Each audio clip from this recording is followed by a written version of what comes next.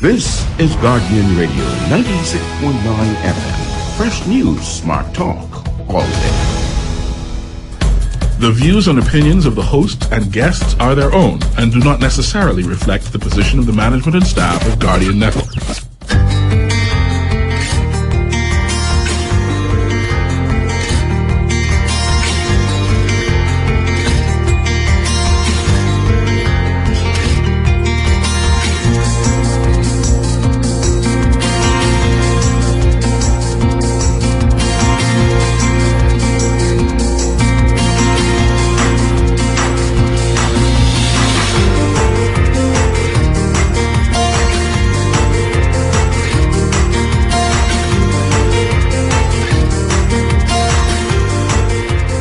Good morning.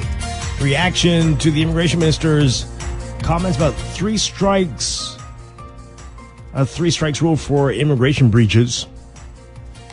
Police launching a sex crimes domestic violence unit, and the health minister says the chronic hospital patients are straining the system.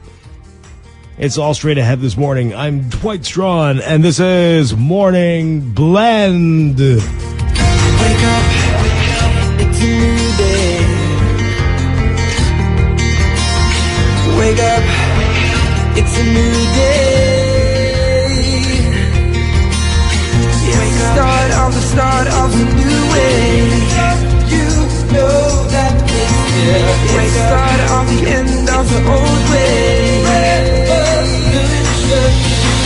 Wake up, it's a new day. Wake up, it's a new day.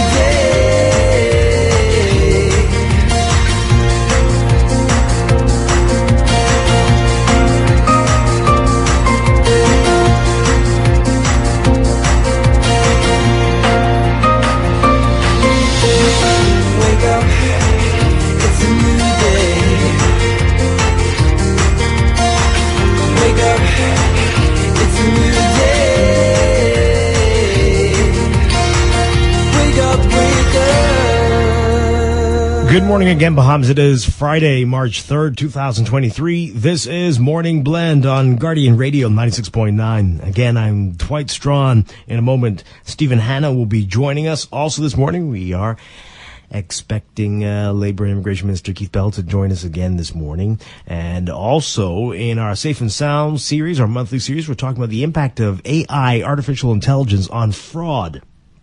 And later in Morning Blend Business, Comfort Suites going to be talking about their March Mania. What that's all about, we'll find out. But first, it's time for the overnight, the latest breaking news from while you're sleeping, and the top national and international headlines this morning.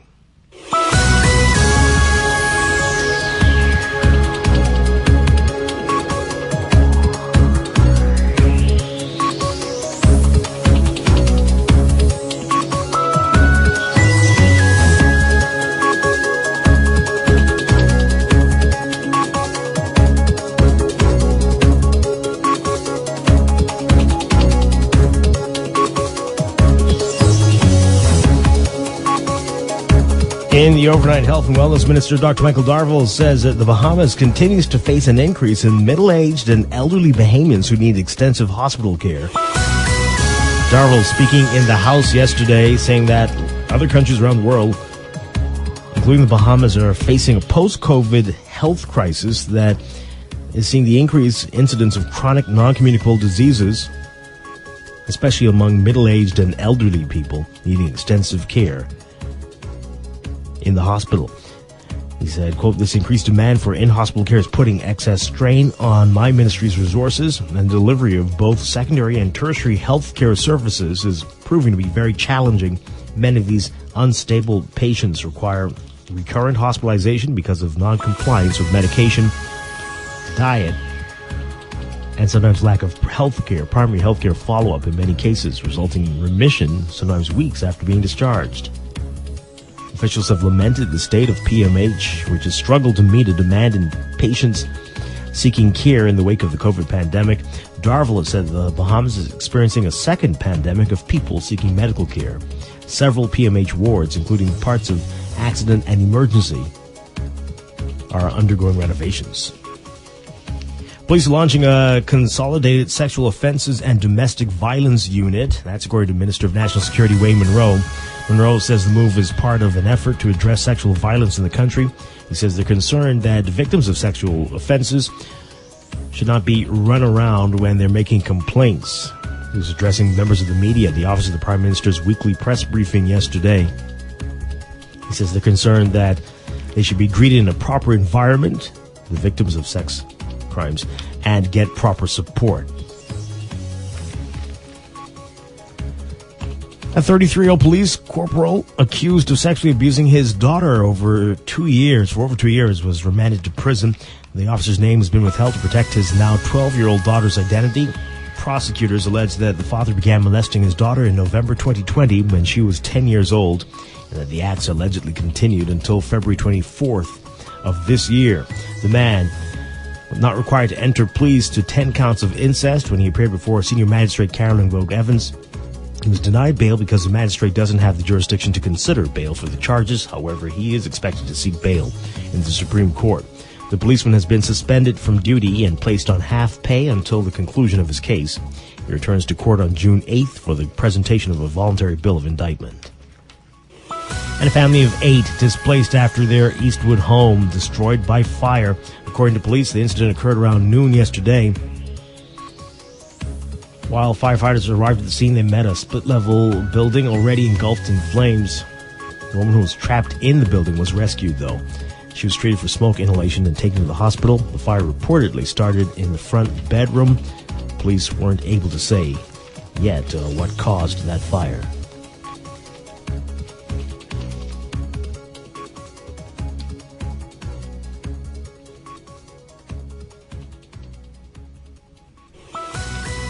Overseas, in Hong Kong, authorities today investigating the cause of a huge blaze that broke out overnight at a construction site in a popular shopping district.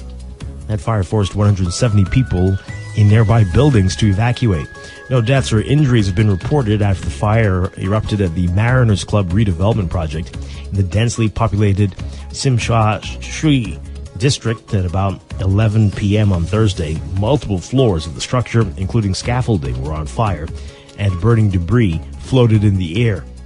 The Empire Group's redevelopment plan was to build a 42-story architectural landmark to house the historic Mariners Club and a new hotel. The fire was largely extinguished by 8:30 a.m. Firefighters had battled the blaze for around 9 hours.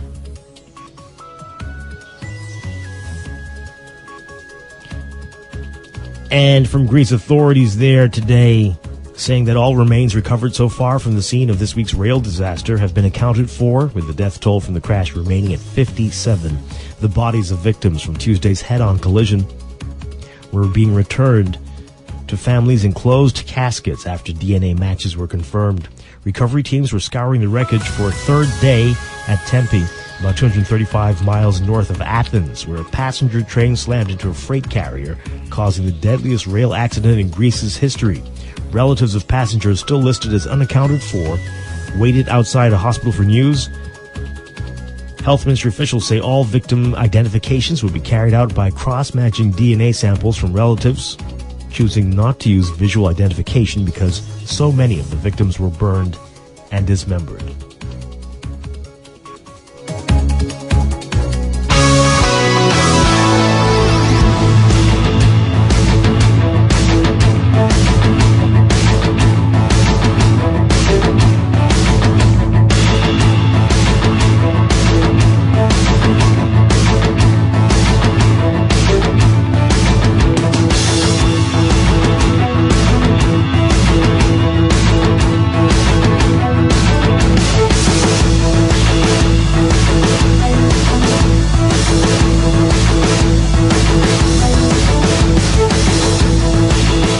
In sports, there are not many finals on the track and field, on track on Thursday at least, but the St. Augustine's College Big Red Machine able to do enough, slightly extending their lead over the Queen's College Comets after 2 days of action at the BAISS, the Bahamas Association of Independent Schools, Secondary Schools, Track and Field Championships.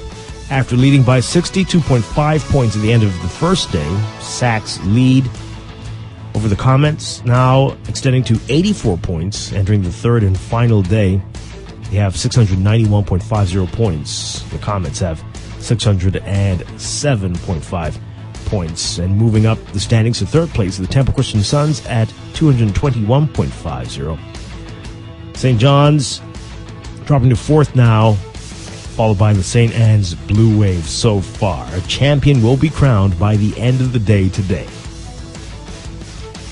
Bahamas senior men's national cricket team squandering another opportunity to finish in the top three at the International Cricket Council's 2024-2020 World Cup Sub-Regional Americas Qualifier 2023, losing to the host country, Argentina.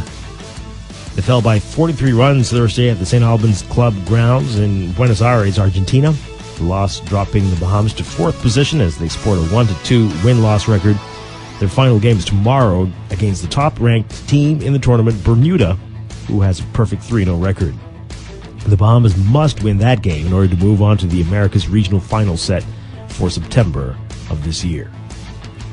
And as it turns out, the Bahamas' men's national softball team will compete in the 2023 Central American and Caribbean, that's the CAC Games, in San Salvador, El Salvador. The 24th version of the game set for June 23rd to July 8th. Featuring thousands of athletes competing in various sporting disciplines from 37 nations across the CAC region. Details on that in today's Guardian Sports section. And from the NBA, LeBron James expected to miss most of March with an injured tendon in his right foot. That's according to the Los Angeles Lakers in a statement. If that table holds, the Lakers will have to find a way to stay in the playoff race without the league's all-time scoring leader. The Lakers did not disclose the full extent of the injury, saying it was a tendon issue and that he will be re-evaluated in about 3 weeks. If James misses 3 more weeks, starting with Thursday, that would keep him out of at least 10 of the Lakers' final 19 games. James was hurt in the Lakers' win at Dallas on Sunday. He has already missed 2 games with the injury, with the Lakers splitting those contests. At 30-33, the Lakers are 11th in the Western Conference standings, 1 game from the number 10 spot and the last spot in the play-in round. They're also just 2.5 games back of 6th place and the final guaranteed playoff spot. That's sports, and that's the overnight. Time for your first look at weather.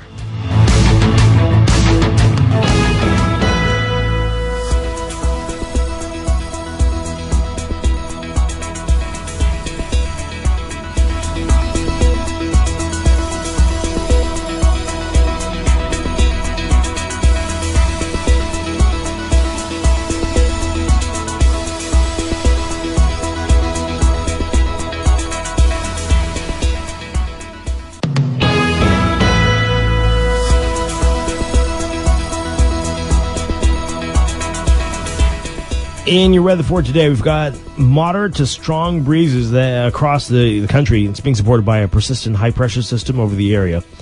There's also a risk of rip currents, especially along east and south coast beaches. For all areas today, forecast calls for partly sunny, warm, and breezy conditions, becoming fair and mild tonight.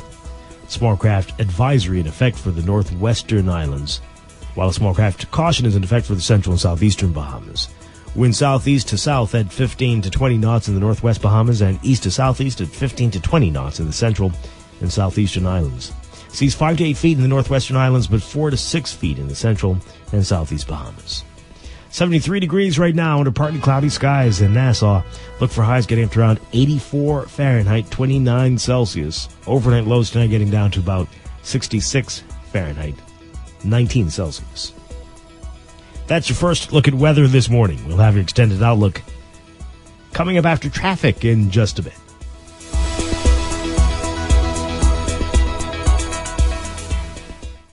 Wake up, it's a new day. Wake up, it's a new day. It's the start of a new way. It's time for a break, but when we come back, we're discussing the day's top stories right here on Morning Blend on Guardian Radio 96.9, your home for fresh news and smart talk all day. Wake up, it's a new day.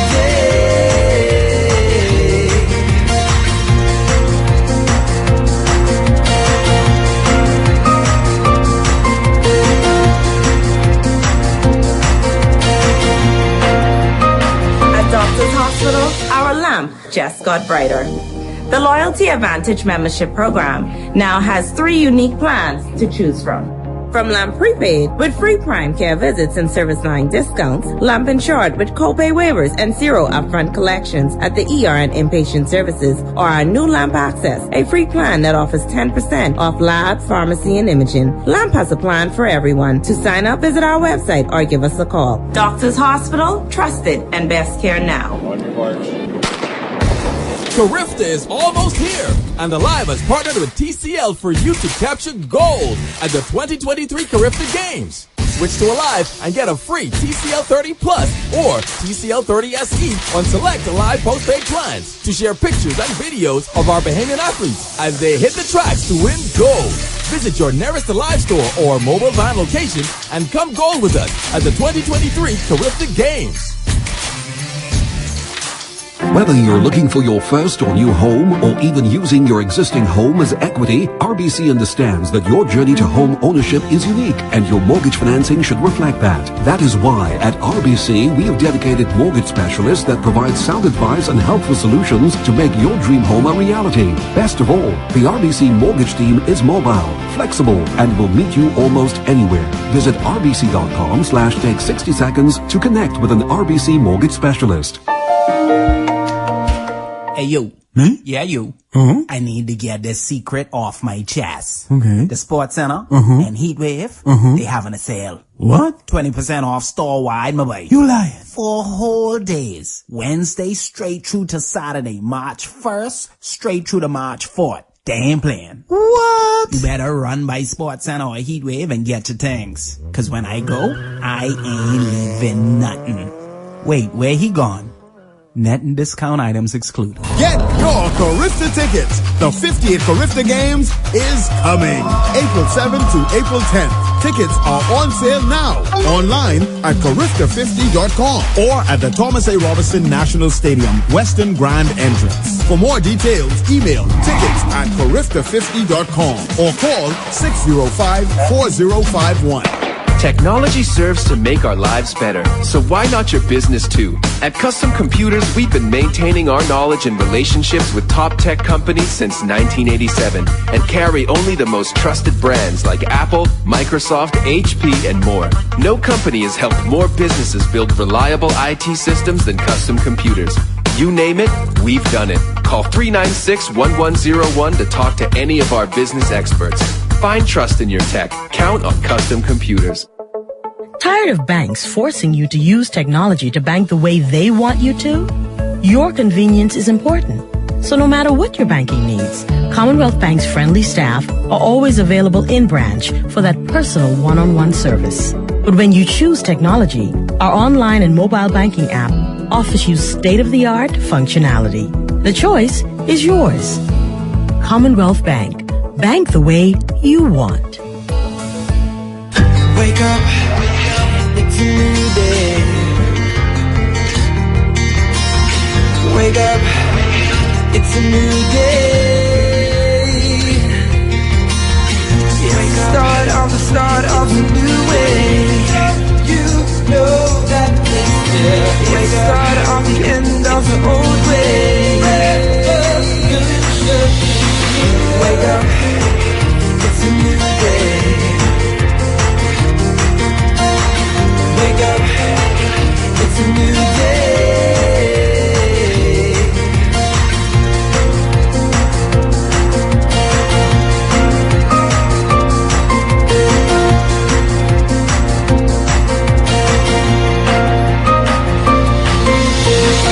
Wake up, it's a new day.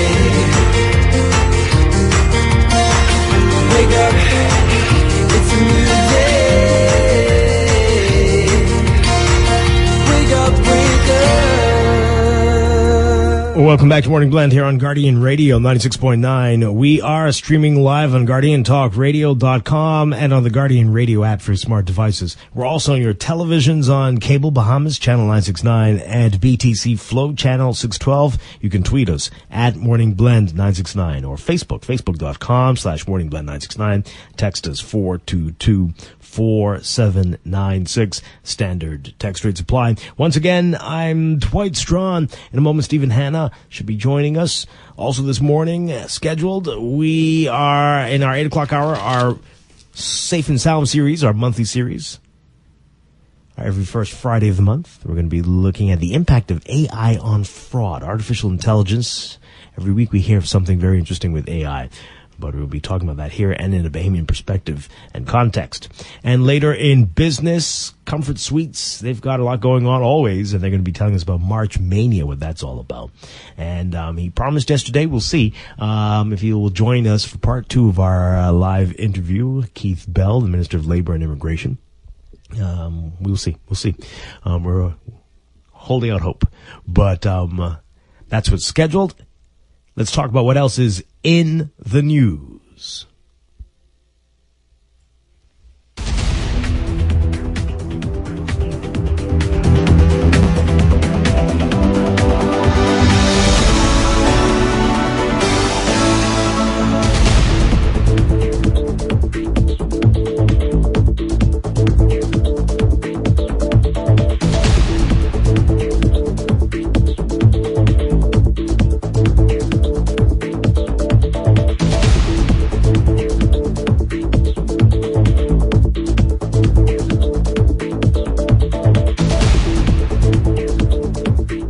And in the news, the big headline in the National Guardian comes from our interview with Keith Bell, Minister Keith Bell, yesterday, and especially the discussion about what should happen to employers who violate immigration rules and laws. And Mr. Bell talked about it on the show, about how the government's considering a 3 strikes rule for immigration breaches. And we asked him lots of questions about that, and but that is getting a lot of attention this morning. I want to get your reaction to it if you were listening yesterday.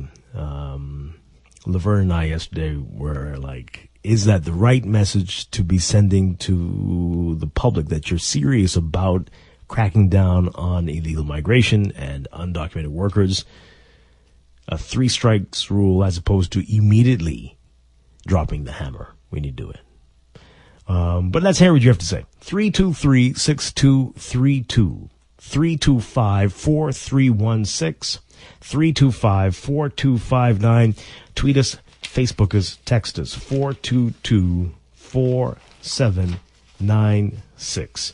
And yesterday, of course, a lot of the show ended up being about workers in the country and work ethic and employers, some through text trying to justify why they have to go in this direction, not necessarily with undocumented workers, but with foreign workers, because of the work ethics and the bad attitudes of many Bahamians. Of course, many others are saying that's not true. Plus, you want us to work as if we were slaves in terrible conditions with low pay. And talk about bad attitudes of the employers. That's what people were saying, right? So, and perhaps somebody from a very desperate situation would accept that, but a Bahamian would not. So we've got all of these issues at play here. But what say you? Should you immediately crack down on folks, not give them 3 chances? Because people will, not all, but many will go as far as they can, right? Just far enough to get what they want. But is that too many strikes? 323-6232. 325-4316, 325-4259. Tweet us, Facebook us, text us, 422-4796. Let's go to the phone lines. Good morning, caller. You're on the air. Good morning. Hi. Yes, sir. This 3 strikes rule is, in my estimation, is a bunch of foolishness. What kind of foolishness are we running in this country? If you break the law, shouldn't there be an immediate response to your breaking the law? I mean, what more passive approaches are we going to take? We have the passive approach as relates to people coming into our country legally, building shanty towns and expanding. Now we have a law that if you hire them illegally, you will have a 3 strike rule. So what? The first year you do it, oh, that's a strike. Then you probably do it another year later. That's another strike. Is that going to be a 3 strikes rule in the same year? I mean, we all know that this step is kicking the can down the road. And this is exactly why this country is facing the problems it is facing with the increased immigration problem that we've been having. We have to get serious about fixing these issues and stop playing around with the Bahamian people. We're not silly, we're not stupid, and we demand that the government move swiftly to enact laws that will ensure that the Bahamian public is protected, because we don't know who these people are coming into our country. And if we continue allowing these paths that we are continuing on, it's going to continue to create challenges and frustrations for the majority of the Bahamian people in this country. I hear. Fix the problem and stop pacifying it. Did you get to hear the show yesterday? Did you hear what the minister was saying? Listen, I view their comments as all talks, no action. They are just trying to pacify the Bahamian people's ears and trying to satisfy us to make us believe that there is some true reform and actions that are going to be taken. That is not what we are saying. Mm-hmm. They have one, as the former or the current press secretary says, they say one thing to us and then they say another thing to the others. It's as if they're playing these games with us. Mm-hmm. We are sick and tired of the games, and we demand action, and we demand it immediately. Mm-hmm. All right. So, I mean, he said yesterday that this was so that we don't have major backlogs in the courts. But he's a man of his word. He's here with us now. Thank you, caller, and he's back with us, Minister. Good morning once again. Let's get those headphones on there. And great that you made it back with us. Thank you very much. You've made the headlines in the papers today. Good morning. My name's Dwight. Good morning, Bahamas. Laverna's here this morning? No, not today. My co-host Stephen will be joining us shortly. Okay. But all right, so there's reaction now to what we talked about yesterday with the 3 strikes. We just had that caller who says that's not going to show that we are serious about this and that we need to immediately deal with offenders. Have you heard any since yesterday morning? Any responses to the interview yesterday? Well, Dwight, I'll say this much. I've gotten some positives, some negatives, etc. But I think we as a society has to start the dialogue in terms of how we would want our system to operate and how we would want it to operate, but operate with efficiency. Having served in the Royal Bahamas Police Force for in excess of 20 years, ascending to the rank of a chief superintendent, one of the areas I headed was the police prosecutions department. And on average, even to this very day, the Royal Bahamas Police Force places 125 criminal cases before our magistrates court every week. 125. Now you do the calculation. It takes on average 2 years to get a case through the magistrates court where the person pleads not guilty. Now that's your criminal cases, and I'm talking about minor offenses and hybrid offenses and major offenses triable by the magistrates court. And if we don't look at our situation seriously in this country, we're going to continue to clog up our cases. And the fact of the matter is, the reality is that only cases where persons plead not guilty are cases which you need to put before the court ought to go before the court. And so we have to make sense of all of this. There is a very serious problem in this country when it comes to illegal migration, when it comes to breaches of minor criminal offenses, traffic offenses, and of course environmental offenses. So you have those 4 major categories, and think about it now. If the police is putting these 4 major categories before the court every week, 125 cases, these are in your environmental cases alone. You can go in any area of New Providence right now, and I think that there can be no discussion, no debate, no contradiction that there is a need for us to introduce some sort of an environmental court and enforce our environmental regulations. You have areas where persons have significant amounts of vehicles piled up, old wrecks. They have fridge, they do fridge in residential areas. They fridge repairs. They repair air conditions in some areas. Yeah. You have the roadside garage in every area of New Providence. And so right away then we saying, okay, now what do we do with the environmental issues? People littering, stuff like that, dumping, all this indiscriminate dumping all over the place. Make it a subject of fixed penalty.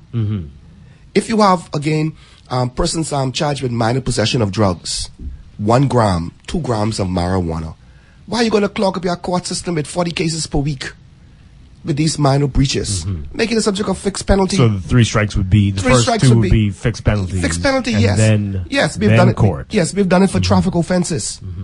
You can imagine, how much time, valuable court time is saved because we've made traffic offenses fixed penalties. But how severe can you get with a fixed penalty? And this is a serious matter. Yes, the environmental pollution is horrible, but we are affecting our economy with this. Yeah, but the fact of the matter is, right now, the question is, how many cases are we prosecuting? Mm-hmm. Nothing is happening to the extent that we need it to happen to have an impact to deal with our environment, to deal with illegal immigration to the extent that we need it. I think last year we put in excess of 900 cases before the courts in respect to immigration, illegally harboring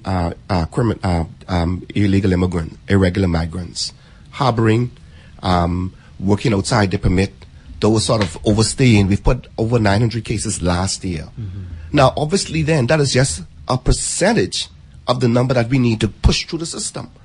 So if we are now able to make it the subject, in my view, of fixed penalty, mm-hmm. it means that we can prosecute that much more. And making it the subject of fixed penalty, this is a very important point, does not take away the fact that if we feel it is a case where it ought not to go by way of fixed penalty, we can still put you before the court. Okay. All right. So a lot of these employers, well, at least the perception is that they have enough money to pay off these fines if it's a fixed penalty, or they can swallow that. But it still doesn't send a strong enough message that this is not going to be tolerated anymore. Well, what do you say to that? I would not necessarily say so, because if we make it a subject of fixed penalty, as I said before, and even whether or not it is done one way or the other, if John Doe hires an individual who is an illegal immigrant, or the person breaches some immigration rule, which is the subject of a fixed penalty, and let's say we do in fact issue him a fixed penalty as opposed to putting him before the court, then it will be a deterrence, because it does not take away the fact that the Director of Immigration can still blacklist him, so that he is prohibited from making an application for another individual. So the discretion is still there. It doesn't take away the regular policies, procedures, and powers of the Director of Immigration to deal with it in an effective way. Yeah. He still has the director still has that authority. You see, we talked about that briefly yesterday. We said it might be for a limited time, but it could be indefinitely. Is that something that's being considered? In terms, you mean the fixed penalty? Well, if you are blacklisted from being able to bring in it can be any based on the seriousness of the offense. Mm-hmm.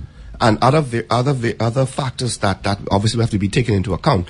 The director would have the discretion to determine whether or not it would be permanent and indefinite, or whether it would be for a period of time, or whatever else. It applies in respect to persons who are put on the restricted list. Mm-hmm. You know, if a person comes to the country and they overstay their time. Now, a number of things happen. So, for instance, during the COVID period, when the Competent Authority locked down the country, there were a number of persons who were visiting, and because the airports were closed, everything was closed, they couldn't get out of the country, so they overstayed their time. Mm-hmm. So the fact that they overstayed their time didn't necessarily mean that they automatically was placed on a restricted list. Where there was evidence that they ought to have left and they had the opportunity to leave, then they was placed on a restricted list. Mm-hmm. But even having been placed on the restricted list, they could apply, and many of them have, to the Director of Immigration, and looking at all of the facts of the particular case, a decision would be made as to whether or not to take them off the restricted list. Okay. All right. All right. So I don't want to go over all the things we talked about yesterday. We're going to talk about, there's so many things we didn't get to. But something hit me after the interview. So you said 15,000 new work permits. No, 15,000 current. That's work current. Permits. That's so current. That's not unrenewed. Recurring. Yes. Okay. Yes, right. Recurring. Now, somebody asked us if there is a policy, and I don't know if there, but you can answer it. And shouldn't there be, for everybody with a work permit to be able to speak English? If there is a policy? If that's required, that you be an English speaker, at least have an understanding of English. Well, it isn't an established policy, but there is an expectation. Mm-hmm. And again, this is where, Dwight, I think this is where we need to ensure that the Bahamian people we are engaged. This is our country. Mm-hmm. And we can only improve on what is there if we hear and we work together. And so, again, if that is what the call is suggesting, then that is something that we ought to seriously consider. This is an English-speaking country, right? You know, and I do support it. Yeah, and others are saying that they I don't know, but they're saying they know of people who have citizenship now who cannot speak English. Is I don't that think possible at all? No, I don't think that is the case. That is far-fetched. Yeah. All right. I wanted to get into some immigration issues, including what in other parts of the world are known as anchor babies. And we talked about this off air a bit yesterday about Article 7 of the Constitution that allows for anybody born in the Bahamas to two parents who are here unlawfully, that they can apply for citizenship at age 18. There's been a lot of interpretations about what this means, and many people who say that the Constitution does not support illegality, and so that does not apply. That's their interpretation, that it does not apply to people who came here undocumented. But it doesn't seem like that's how we interpret it as a country at the moment. Do you feel there needs to be more clarity with that part of the Constitution? And folks are saying that the Nationality Act can clear that up, but obviously at this point we recognize, the country recognizes that if your parents were here illegally, that you do have the right to apply. Yes. That there, Dwight, in my estimation, calls for in-depth discussion, in-depth analysis. But the Constitution is very clear in my view. It says that anyone born in the Bahamas is entitled at the age of 18, born to non-Bahamian parents, is entitled to apply for citizenship when they reach 18 years of age. Regardless of their status. Yes. And so what you find then is that persons, when they reach the age of 18, they apply. And they're entitled to apply, and they're entitled to obtain citizenship. Now, the question is, and this is where the crux, and this is a debate across the world, whether someone who comes in your country illegally and has a child, whether or not they ought to be able to pass on the citizenship of the Bahamas to that particular child, having regard that they're here illegally. Right? What's your personal view on it? Well, as a member of the cabinet, I necessarily can't say this is my personal view as such. I can tell you the different schools of thought and what has happened, and in terms of engaging the Bahamian people, in terms of we are in the process, as we have indicated, to make amendments to the Immigration Act and the Nationality Act, and the Constitution gives us the authority to amend certain provisions thereof through through legislation, and so it can be done through the Nationality Act. Given the numbers, given the circumstances that we find ourselves, given the international obligations that we have signed on, the treaties, etc., one school of thought is that if a person has a child who has come to the country legally, and that person wishes to apply for citizenship at the age of 18, then in England, for instance, the requirement is that that individual should be resident in that country for 10 years. So that is the way England and a number of other countries have sought to deal with it. I am not aware, and again, of countries where if a person comes to a country illegally and they have a child, that child is never entitled to apply for citizenship. I'm not aware of any particular country which adopts that particular rule. It is the focus is on the individual, the child, right? And there is this issue of this discussion about stateless people, stateless children, and who are they and what is the definition? How do you define these people, right? I don't necessarily believe that someone could be stateless in those contexts. You take as we have said, the child takes the birth of when it comes to illegitimacy of the mother. So if a Haitian woman comes to the Bahamas and has a child, then the child is deemed to be a Haitian national. Right. But at the age of 18, they can apply. So you just said that you're not aware of any country where that happens. So does that mean the Bahamas is not minded to be the only one? No, like I said, I am not aware. So it does not necessarily mean that the Bahamas may be the only one, right? And the fact is, it doesn't matter, even if the Bahamas is the only one which adopts that approach, in my view. We have to determine what is in our best interest. That is the bottom point, what is in the best interest. So it doesn't matter, in my view, what other countries have done. There has to be in some instances, not so much a deviation, but there has to be a move which is, and we have to do this in the best interest of our country. We can't just simply, in any way, wholesale import legislation from other countries, which may not necessarily be suited for our landscape. You see, so if that is the way in which we want to go, then fine. Something like that, I believe, ought to be put to a constitutional referendum. Though. Yes. So what is the direction the cabinet's heading at this point? You say you're looking at amending these acts. What are you looking at? There are a number of amendments, and you would know that there are several major cases before the court, one of which will be decided very soon in respect to the Bahamian males, right, and whether or not we are able to pass on citizenship to children born out of marriage, out of wedlock. And I think very strongly that that case will be determined that a Bahamian male can pass on. And I think we would obviously have to introduce legislation to have in regard to what the court decision is. Right. But I mean, to me, it's just a disparity in the Constitution. Yeah. Is it likely that we would take this to a referendum to settle it once and for all? What do you think of that? I cannot answer it. But again, I think that in terms of if a person is born in the country, if a person comes to the country illegally, then our focus, in my view, ought to be that we should have sufficient enforcement in the country. First of all, to ensure that we close our borders to the extent that we minimize as far as we possibly can that persons cannot come in this country and have children. That's the first thing. Secondly, that's very, very difficult. Oh, it is. Right? It is. Apparently. It is. But I'm coming to our legislative framework and our plan, the Progressive Liberal Party's plan. Secondly, if they're able to penetrate our borders, then we should have sufficient enforcement on the ground capacity. This is what you call building capacity. That we are able to detect and deal with these individuals very quickly but firmly, and ensure that they are repatriated out of our country so that they are not able to have all of these children. And so if, in my view, we are able to deal with... It's a lot of ifs. I'm coming to that. So if we are able, in my view, to deal with those components, then I don't think that this issue of the number of children being born in the Bahamas to non-Bahamians applying for citizenship will arise. So then it comes back down to what is this government's position in terms of dealing with this major problem.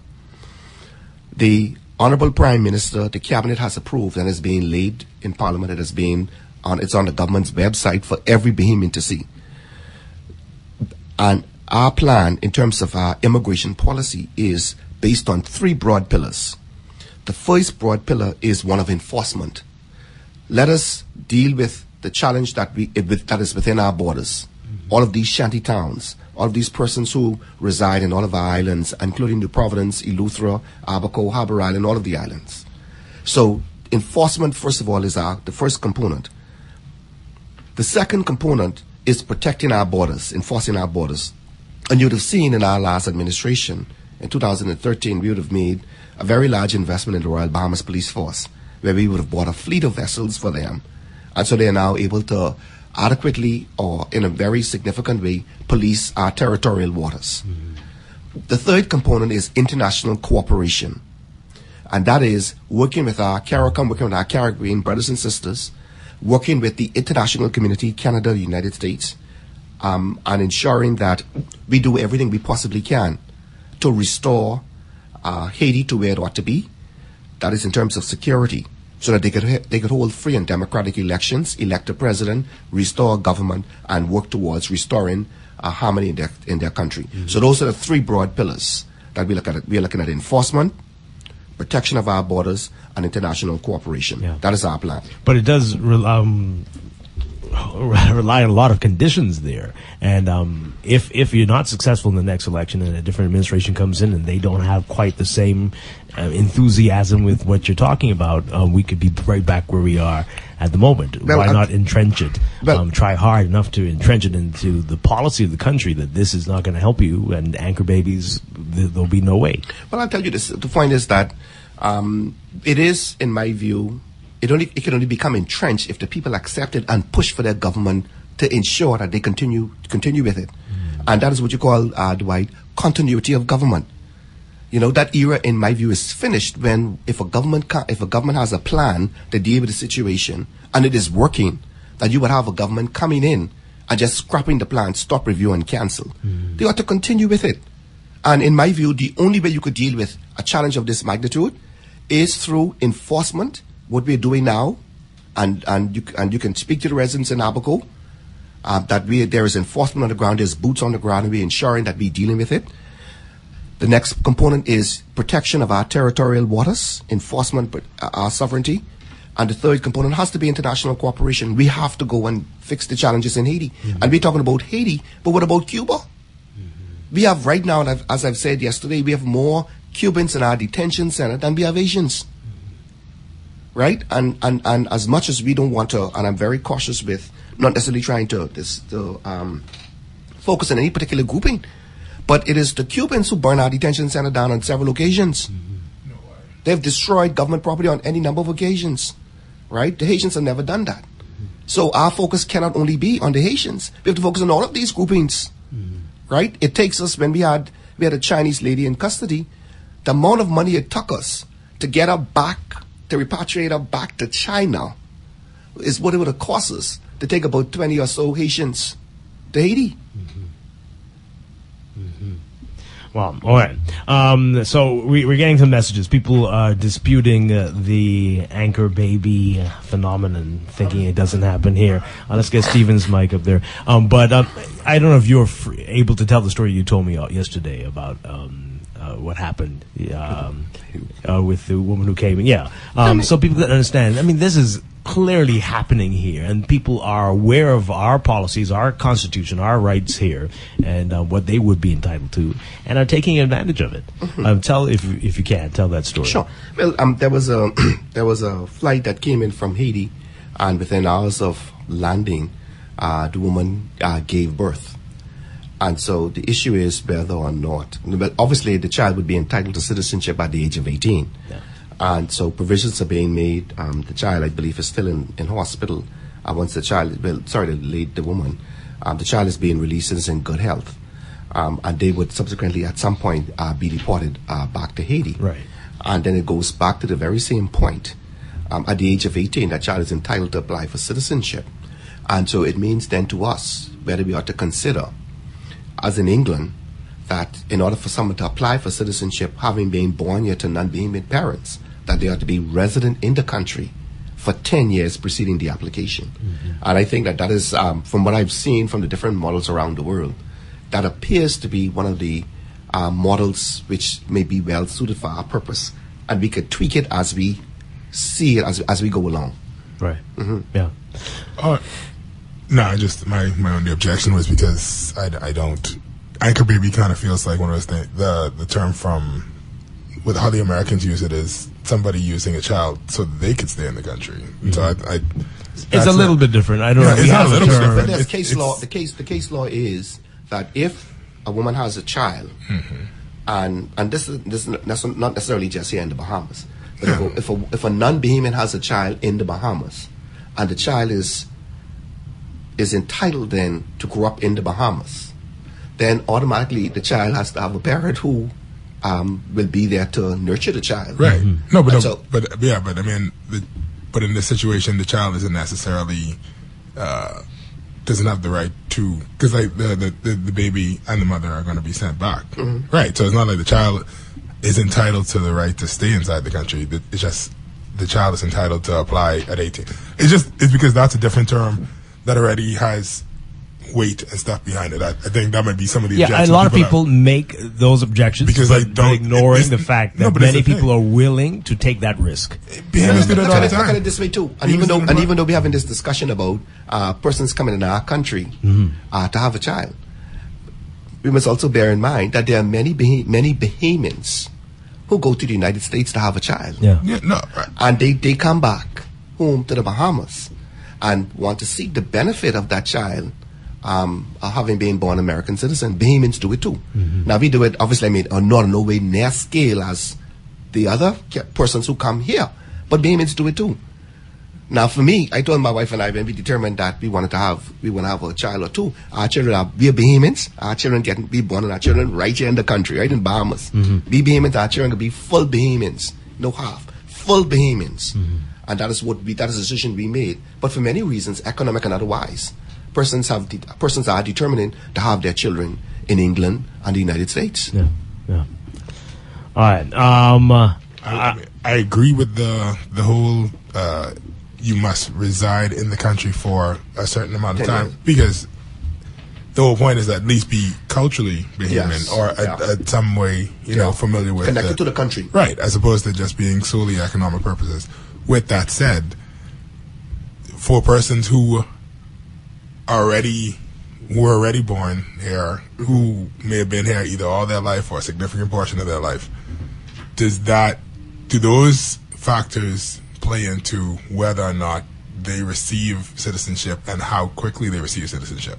Yeah, they do filter in, and again, each case turns on its own merit. But again, the Constitution clearly says, if you're born in the Bahamas at the age of 18, you're entitled to be registered as a citizen of the Bahamas. That is the requirement. Now, the cabinet and the government policy has been, okay, well, let us go a bit further. Let us see what ties they have with the country. And in most instances, many instances, if not 80 or more %, these individuals, and again, this is the category, that's why I want to move away from this particular category and look at what it is that we're going to do from this point going forward. In the category that you speak of, these children have gone to Uriah McAfee Primary School, C.I. Gibson, R.M. Bailey, L.W. Young, Anatole Rogers. All these schools, they're part of the society, right? Some of them are now working at our local grocers, at the wholesale places. They're contributing, and I will tell you this: I have assumed the ministerial position of immigration. You'll be surprised to know the number of these individuals who are star athletes representing the Bahamas all around the world and making a very, very significant contribution. You won't know them. And I can tell you, even very recently when I attended the Hugh Campbell, I was very pleased, extremely pleased, that the top players in the Hugh Campbell fall in those categories. So what happens now if you've discovered there's a child here born in the Bahamas, they're 5 years old, let's say, to parents who are not from here, they were not here legally at all? What does the immigration department do? Do you deport them? Do you just say, well, we carry on? You will find that in most instances, if at the age of 5, in most instances, the individuals would have already been regularized in some way. That is, the parents either on a work permit from some person. Most of them, yes. And obviously, a Bahamian would have had after coming here, illegally. Mm-hmm. Right? Okay. A Bahamian would have applied for them, and they would likely have been regularized. And the child would have some sort of a permit to reside in the country in order to go to school, etc. And that is one of the ways in which both governments have come up with trying to regularize these children, so they would have some documentation. Yeah. Well, we got a question yesterday about the belongers permit. Yeah. Tell us more about that. Yeah, that's it right now. The belongers permit, but that's precisely it. These are for children born in the Bahamas who are not entitled to apply for citizenship until they reach age 18 years of age. So they would get a belongers permit. Are there limits on either side of what age you can have this? Well, it goes up to age 18 when you apply, and once you apply, then you get your citizenship and it falls away. So it goes up to 18. And if you didn't have it before 16, is that going to be an issue if you only apply at 16? Well, we have to give them some form of status. So most of them really would have it. I was going to ask, like, what all can you do with the belongers permit? Because I remember, it might have been decades back, but where even with going to COB or applying for a bank account, you can't use that. No, and that is the challenge now. Right. Again, it is a fix, and this is something again where the Bahamian people, I believe, we can engage them in terms of how we deal with this. My question is, why can't you use it? It is a government document. It is. To give a level of status. So, should that not be... what higher authority is there than the government? Well, there is none. And again, this is a discussion I'm saying that we can have in terms of the level and extent to which we want to... it should have the kind of impact that you're speaking of. Right. The belongs permit is here just to indicate that you are here legally. Yeah. It entitles you to go to school. It entitles you to remain in the country. Right. But now you want us to go much further with it. Not much further. medium further, because I mean the thing. Well, you say that's much further to me. Because when you talk about opening a bank account, this is what you're saying. But that's the thing. One of the things that you often have people complain about is that all of the money that persons of Haitian descent get, and I'll specifically talk about Haitian descent, they always say, they always sending all the money out of the country to Haiti or whatever. Well, if you want them to keep some of the money inside there, where should they? No, but a belongers permit only does not apply to someone beyond 18 years of age. No, I understand that. Yeah. But I mean, the whole, they would know that right. when they have it, when they're opening. I know for Dwight. Dwight might be looking at me sideways, but I had my bank account from when I can see him. He's looking at you. I'm trying to figure out where he's going. I had my bank account from when I was 7, right? Yeah. I still have that at Town Center Mall, right? Right. Having persons, it's not, right? But having persons attached to the institutions, and some of these institutions, the government receives revenue from them through taxes and all these different things. The more tied you are into the community, the more I am to believe that you are a part of the community, right? And so I don't see there being an issue where the person said, okay, you can use this to do this, this, and this, but once again, it falls away at 18. So if at 18 you need to start applying from when you're 16, I just see it being a smoother flow from point A to point B. I understand you. As opposed to being, okay, here's this thing, so that when immigration passes you and they jump off the bus and they say, what you doing now? You show them and that's it. But other than that, you're still on the side of the road. That's all I'm asking, if there's a bit more that it could do. That would have to be a decision of the cabinet. At this stage, that is not a consideration. Now, if you feel that way, or if the persons feel that way, then they can make a submission, and I'd be happy to consider it or put it before the cabinet in terms of government policy. But I think that the main thing is that this is a child we're speaking of, and while you want to give them a level of comfort that they will not be picked up for arbitrarily or for whatever reason. Right. The belongers permit entitles them, gives them some degree of legal status. But I don't know if you want to go that much further, because they're a child. Now, when they get 18 and they can apply and they get their citizenship, then they can get their bank account, they can vote, they can do all of these different things. That's fine. But I don't know whether or not. Well, I wasn't saying they should allow you to vote, but. Follow up to that. Could that be up to the financial institutions to decide whether they could use that? They don't even want to use an expired driver's license case to turn your way. Well, that is true. That's right. All right. So it's like, and it's the same. It'll be one day off. It's something to consider, and if you wish, we can have a look at it further and see what can happen. So my follow up, and I promise I'll be quiet after this. My follow up is. There is often some time that elapses between somebody applying at 18 and them being granted the full citizenship. Yes. If you could tell us what exactly is in place for them during that time. Because it might be a simple, depending on what the election cycle is, it might be, they might not have to wait till they're 21, they might have to wait till they're 25, some might have to wait till they're 30. That's right, 10 years or more. Right. Wow. So I do know there are cases where persons, given the backlog that we're dealing with, and again, we have to do our due diligence because of fraud involved in these cases, and everything else that goes with it. We have to do immigration has to do its due diligence, and so those cases do take a whole lot of time. Right. We have introduced a system which is helping us to improve the overall efficiency with which we deal with applications. And so in the interim, I've known some persons, they actually apply for a work permit.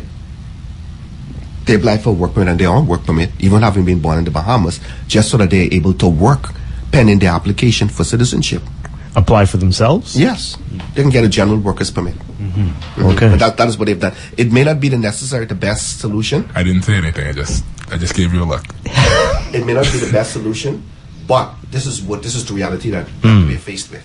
Okay. We got this question yesterday. I want to ask you this. We get a lot of complaints about files being lost, immigration, people having to resubmit all of their files. What is causing this to continue, and what's being done to improve this? And I think I asked you about this very briefly yesterday about fraud and people making payments to accelerate the process. So what we're doing is we're moving towards a paperless system, right? And this is, again, the former administration invested some $30 million into our database system that we have.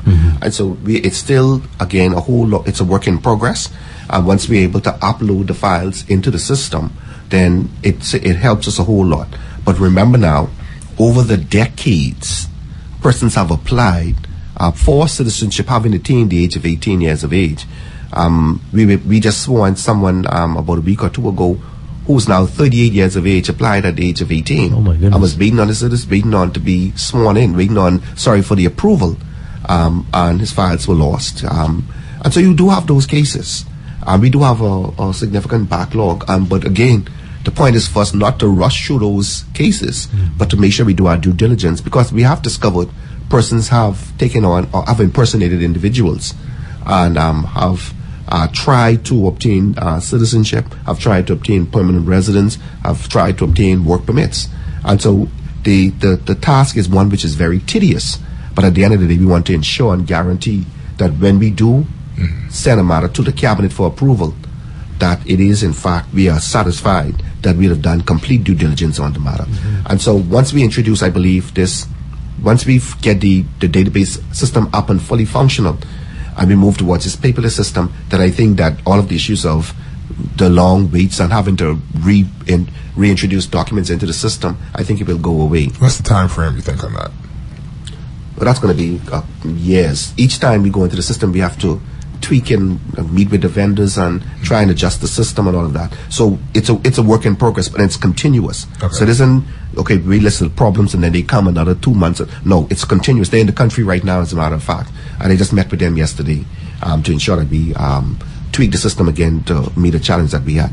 All right, we've got a whole lot of text messages here.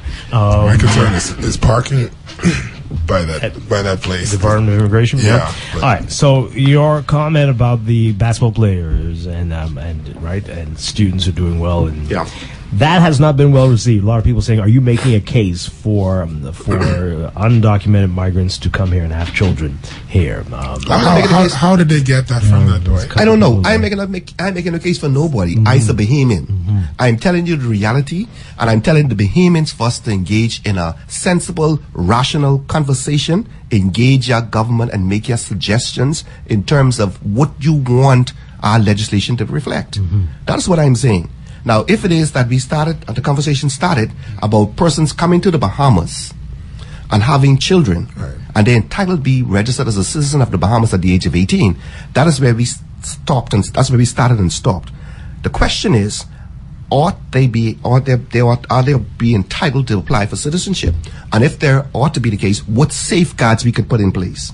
That is what we need to hear from the Bahamians to ensure that when we do make the amendments in the legislation, that it reflects what the Bahamian people want to protect the sovereign integrity of the country. All right, so you might have to say this one more time because people aren't quite getting it. A lot of complaints about the 3 strikes proposal, right?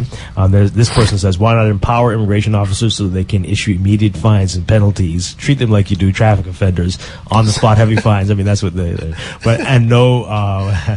no 3 strikes. Okay, so explain it one more time. That each strike is a penalty. Each strike is a penalty, yes. So as it stands right now, I was one of the drafters of the fixed penalty notices in the country. I was one of the drafters of the new Police Service Act and any number of legislation. I was the drafter of the legislation which dealt with making a violation of bail conditions an offense. I drafted those legislation along with a team and along with Justice Fraser, who's now on the bench, and she was in charge of the Office of the Attorney General. I sat down and I looked at those things. I said, look, having worked in the system, these are things we need to do. Having regard to those things, I am also a proponent for making minor drug offenses the subject of fixed penalty. That's my position on 3-strike rule. I am a proponent for making immigration and environmental matters the subject of fixed penalty. What does it mean? Just as with the traffic offenses, if you run the red light, if you park in a no parking zone, on any number of traffic offenses violations, you could be served with a fixed penalty on the spot by a police officer. I am suggesting that if we ought to consider doing the very same thing for immigration. Why? When I was in charge of police prosecutions, we had 125,000 traffic offenses. cases before the court. We had in excess of 300,000 warrants of arrest in the system. It was an impossibility to deal with that, and that in the criminal matters.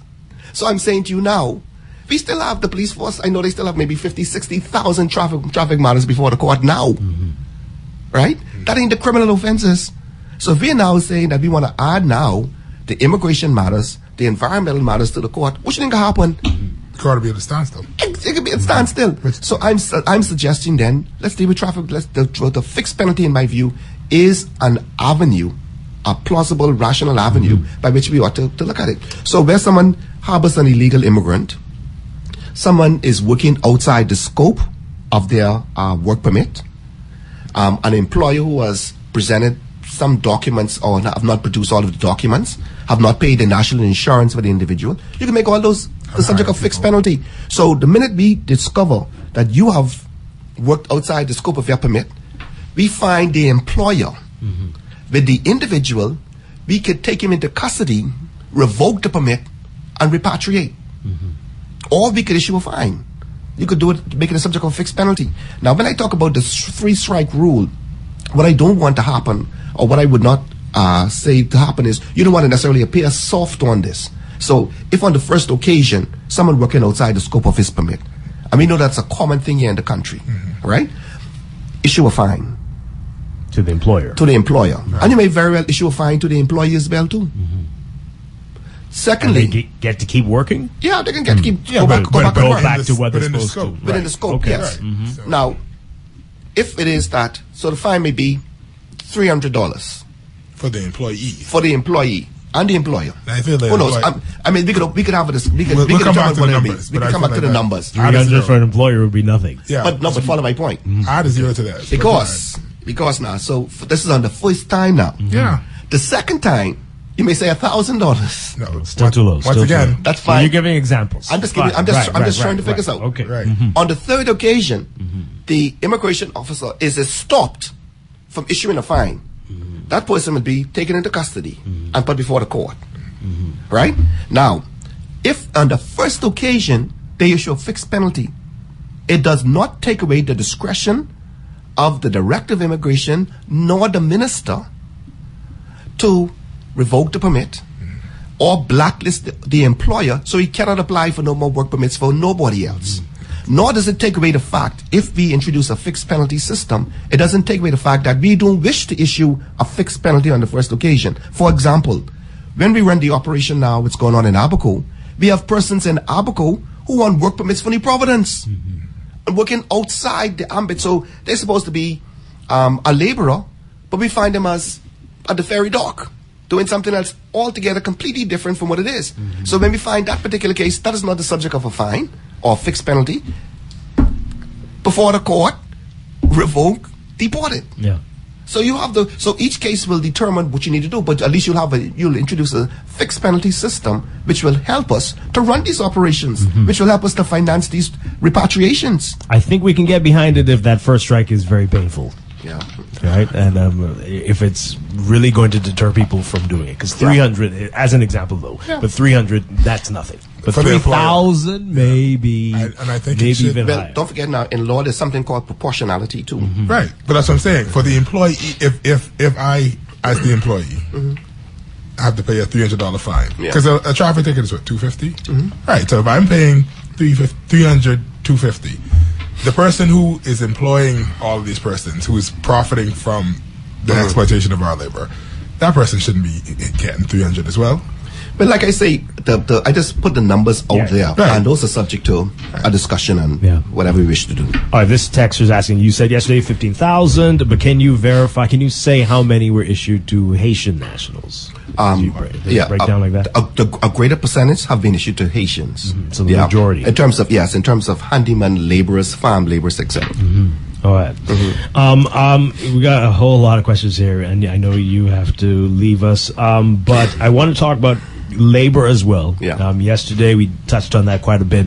But after the show, after you left, people were texting us. Employers were texting us, talking about how the work ethic is poor for Bahamians and all the horror stories they have. They won't call in to say that, but they text in to say that a lot. You know why they text in? I know why they they don't call because everyone will hear your bosses on the radio talk about how. Now tell us how much you pay them. But let's talk about this. We seem to have a major problem here, especially with young people. What are we going to do? What are we going to do? Well, there is. We have our challenges. Admittedly, and I think that is why we have labor on the blocks. We have labor in the schools now, and we are seeking to ensure that we work very closely with the Ministry of Education and the ministers in respect to ensure that persons coming out of school, that they have the requisite job skills, the training. There is a national apprenticeship program, and the cabinet has formed, headed by Minister Zane Lightburn, a national apprenticeship committee, and that is work in progress. We have the draft of a legislation to introduce, and so all of these things that we are doing to ensure that we equip our young people for the job market.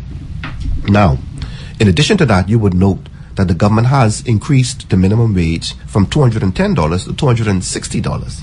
One of the cries from the Employers Federation is, and from everyone, is that how do we ensure that the productivity commensurates with this increase? But more importantly, the government has announced that we're moving towards a livable wage. So even though we have increased minimum wage, it isn't stopping there. We're now moving towards a livable wage, and there are many models around the world. One model is that as inflation increases, the salary go up automatically. Right. And not necessarily just the employers, but we have to ensure now, how do we determine, or how do we deal with this issue of productivity? We cannot legislate it. Right, because that wasn't. I was trying to figure out why he's even asking Although this sometimes question. those employers are very unrealistic. No, but what they expect. But anyway, the question is, all right. So how? Because I feel like a lot of persons don't understand that minimum wage is not saying that this is as low. People look at it wrong, and they don't see it as this is a safety net by the government to prevent exploitation of Bahamians or persons in the country, so that you don't have them working essentially as slaves. And here's just enough money to catch the bus to come back to work the next day. People don't realize that's what minimum wage is. Minimum wage is not necessarily a punishment. It is prevention of exploitation. Yeah.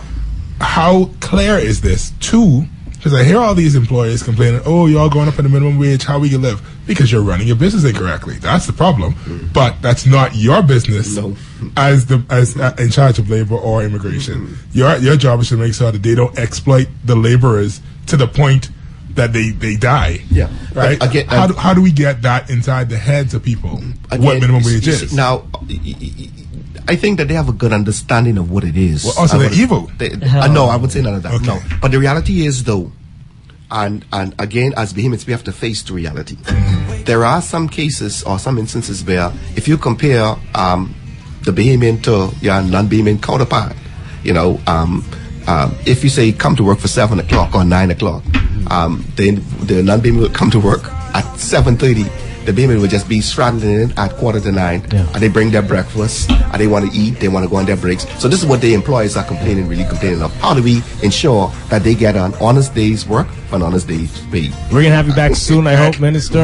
Labor Day is fast approaching. We'll talk more about that then, and hopefully more about immigration soon. Thank you again. I appreciate it. You came in 2 days. Well, people don't know you came in 3 days in a row. But anyway, I appreciate you so much for that. Thank you so much, Dwight. Thank you. Thank you again. We're going to break for news. Stay with us. Okay.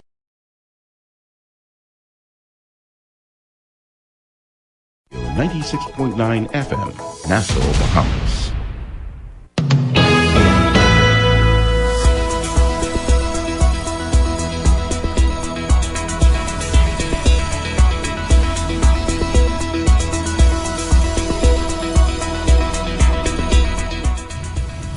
Welcome back to Morning Blend here on Guardian Radio 96.9. We are streaming live on GuardianTalkRadio.com and on the Guardian Radio app for smart devices. We're also on your televisions on Cable Bahamas Channel 969 and BTC Flow Channel 612. You can tweet us at Morning Blend 969 or Facebook.com/Morning Blend 969.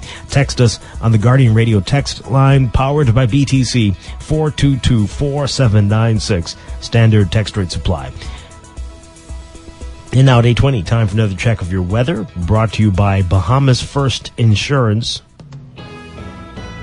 Here's what's happening. We've got The moderate to strong breezes across the country being supported by a persistent high-pressure system over the area, and there is a risk of rip currents along east and south coast beaches. For all areas today, look for partly sunny, warm, and breezy conditions, becoming fair and mild tonight. Small craft advisory in effect for the northwest Bahamas, while a small craft caution is in effect for the southeast and central islands. Temperatures today getting up to around 84 Fahrenheit, 29 Celsius. Overnight lows tonight getting down about 66 Fahrenheit, 19 Celsius.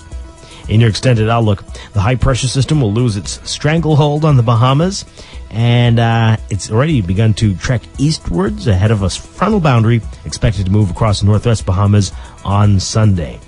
So, for Saturday, just ahead of that, look for partly mostly sunny and warm conditions with a passing shower, remaining breezy in the southeastern islands. Sunday, partly mostly sunny and warm with clouds and isolated showers once again in the northwest Bahamas ahead of the frontal boundary. That's your morning blend weather check, brought to you by Bahamas First Insurance. Visit firstonlineinsurance.com and select a Bahamas First agent to purchase, pay, or renew your car or home insurance 100% online, or just stop by any Bahamas First agent. Bahamas First, celebrating 40 years as the first Bahamian general insurance company. What's first for you comes first for us.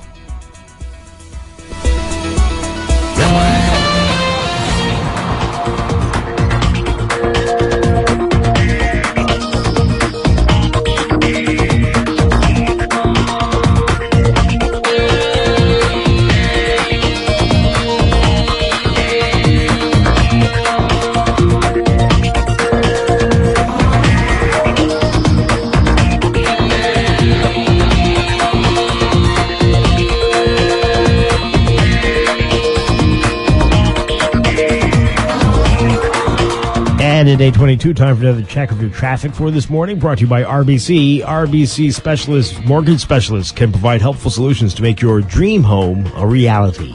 In your real-time traffic at this hour, seeing some heavy traffic at a number of spots. The six-legged roundabout, that whole area not looking like a place you want to be this morning. Heavy traffic eastbound, JFK Drive to the roundabout, northbound on Milo Butler Highway, southbound heading back towards Tonic Williams Darling Highway as well, and a bit southbound on the New Providence Highway and toward that six-legged roundabout there. So that is a congested area this morning. Further south on Milo Butler Highway, heavy traffic from Fire Trail straight up to Tonic Williams Darling Highway, and traffic is backed up along Tonic Williams Darling Highway to the roundabout with Milo Butler. So, again, just not an area to be. Of course, there's a lot happening in the stadium, and perhaps it's contributing to it. But, yeah, keep that in mind if you're in that part of the island this morning. Elsewhere, we've got Glass Road, not looking bad at all for you. Northbound, just north of Munnings Road, you'll see some traffic on the way to the roundabout with JFK Drive. And then there's Carmichael eastbound to Blue Hill Road, a bit congested there. Blue Hill Road busy for you from Carmichael straight up to Independence Drive, especially north of Soldier Road as you get over the hill to the roundabout. Independence Drive backed up westbound mainly between the roundabouts at East Street and Blue Hill Road. Then there's Robinson Road, heavy traffic between Soldier and Old Trail, and Prince Charles Drive at the major intersections. Bernard Road near the schools in the area as well. Soldier Road northbound, just north of the Robinson-Prince Charles Drive intersection on the way to the intersection with Bernard, Wolf, and Village. Those are your hot spots. That's your real-time traffic and your morning blend traffic alert brought to you by RBC. Visit rbc.com/take 60 seconds to connect with an RBC mortgage specialist.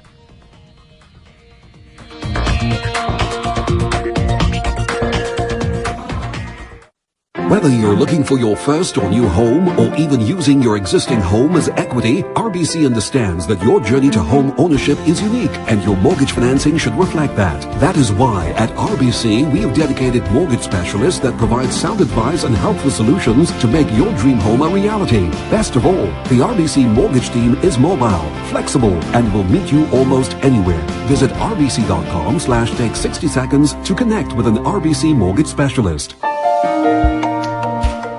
Introducing the new tortilla lime crunch chicken sandwich from Wendy's. And I have a little bit of everything. Avocado, taco mayo, pickles, and crunchy tortillas on top of a delicious breaded chicken filet. Yes, try it and add our all-new Dave's Craft lemonade to your combo. Wendy's, different inside and out.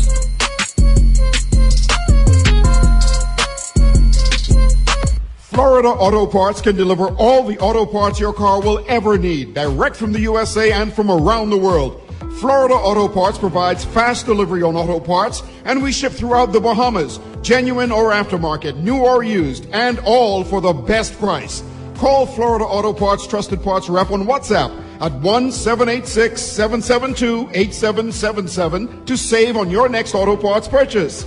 Florida Auto Parts, the right parts at the right price. Is your 2023 goal to move into your own home? Well, future homeowner, enjoy another payday. Build or buy a home with financing from CIBC First Caribbean, and you'll receive cash back every month for 1 year. A home is one of your greatest investments, so secure one soon. Visit CIBCFCIB.com/homeowners payday for more info. Offer valid from January 9 through to March 31, 2023. Terms and conditions apply.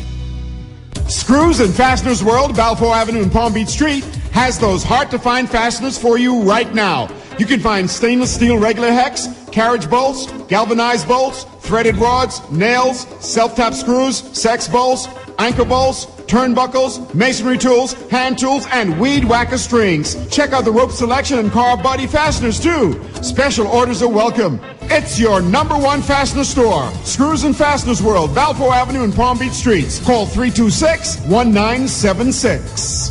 Ready to save?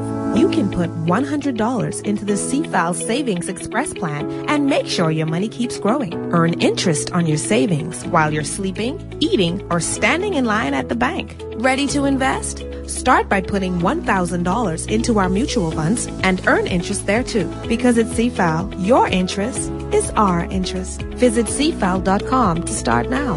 CFAL, growing wealth for future generations of Bahamians.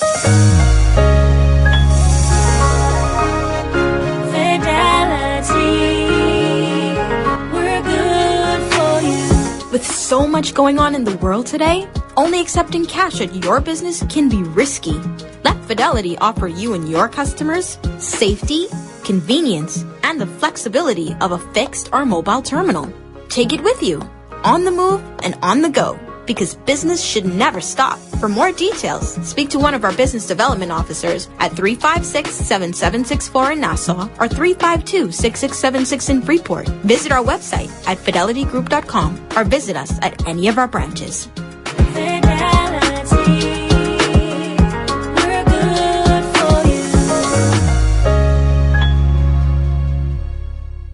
Wake up, it's a new day.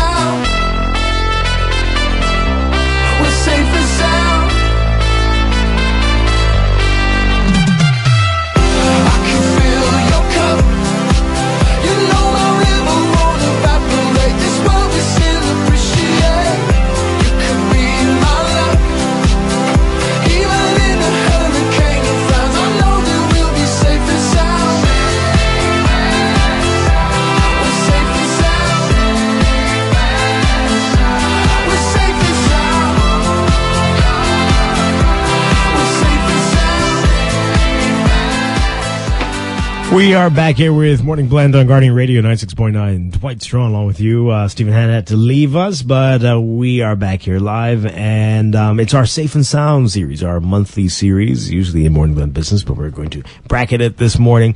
And Gamal Nuri with Preventative Measures is with us, as always. Good morning, sir. Great to have you with us. Good morning, Dwight. Good morning, Bahamas. Good to be here. Always a pleasure. Always a pleasure. This morning, we're talking about the impact of AI, artificial intelligence, on fraud. And AI has been in the news a lot over the past few weeks, months. There's a lot of stuff happening. It's like the horror movies predicted. We seem to be on the cusp of the machines taking over. But let's talk about it in terms of fraud. For those who might not be familiar, let's talk about what basically AI is, and then we'll get into the focus on fraud this morning. Sure. And I think to get into that conversation, Dwight, I would want to start on the positive components of AI. Okay. There's positive. Yeah, because, we utilize artificial intelligence, machine learning, and a lot of our activities that have real positive impacts on how we conduct business, how we carry out, just our daily activities. So it isn't a negative thing. It is certainly an essential tool that we all use, and it's from as basic as this is not AI is not a new thing. This is something that's been around for over 50 plus years.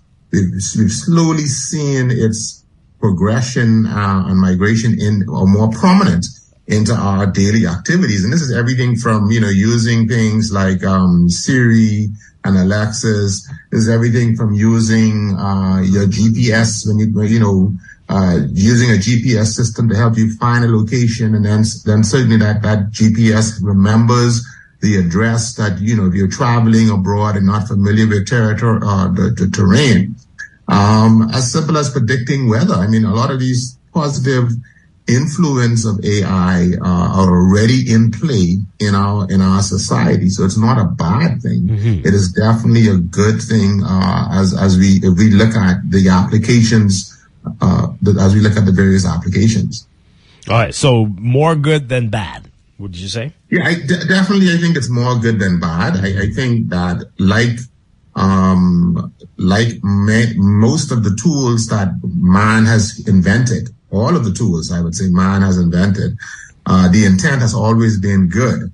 It's just that, a small percentage of us, or them maybe, not us, not me and you, Dwight, the rest of them, right? Mm-hmm. Decide that they're going to use that advancement and that technology for nefarious reasons. And then now you have the abuse of the technology, of the advancement. And I'm saying from as simple as, what was the intent of the firearm? Firearm was thought to be used as a defense mechanism.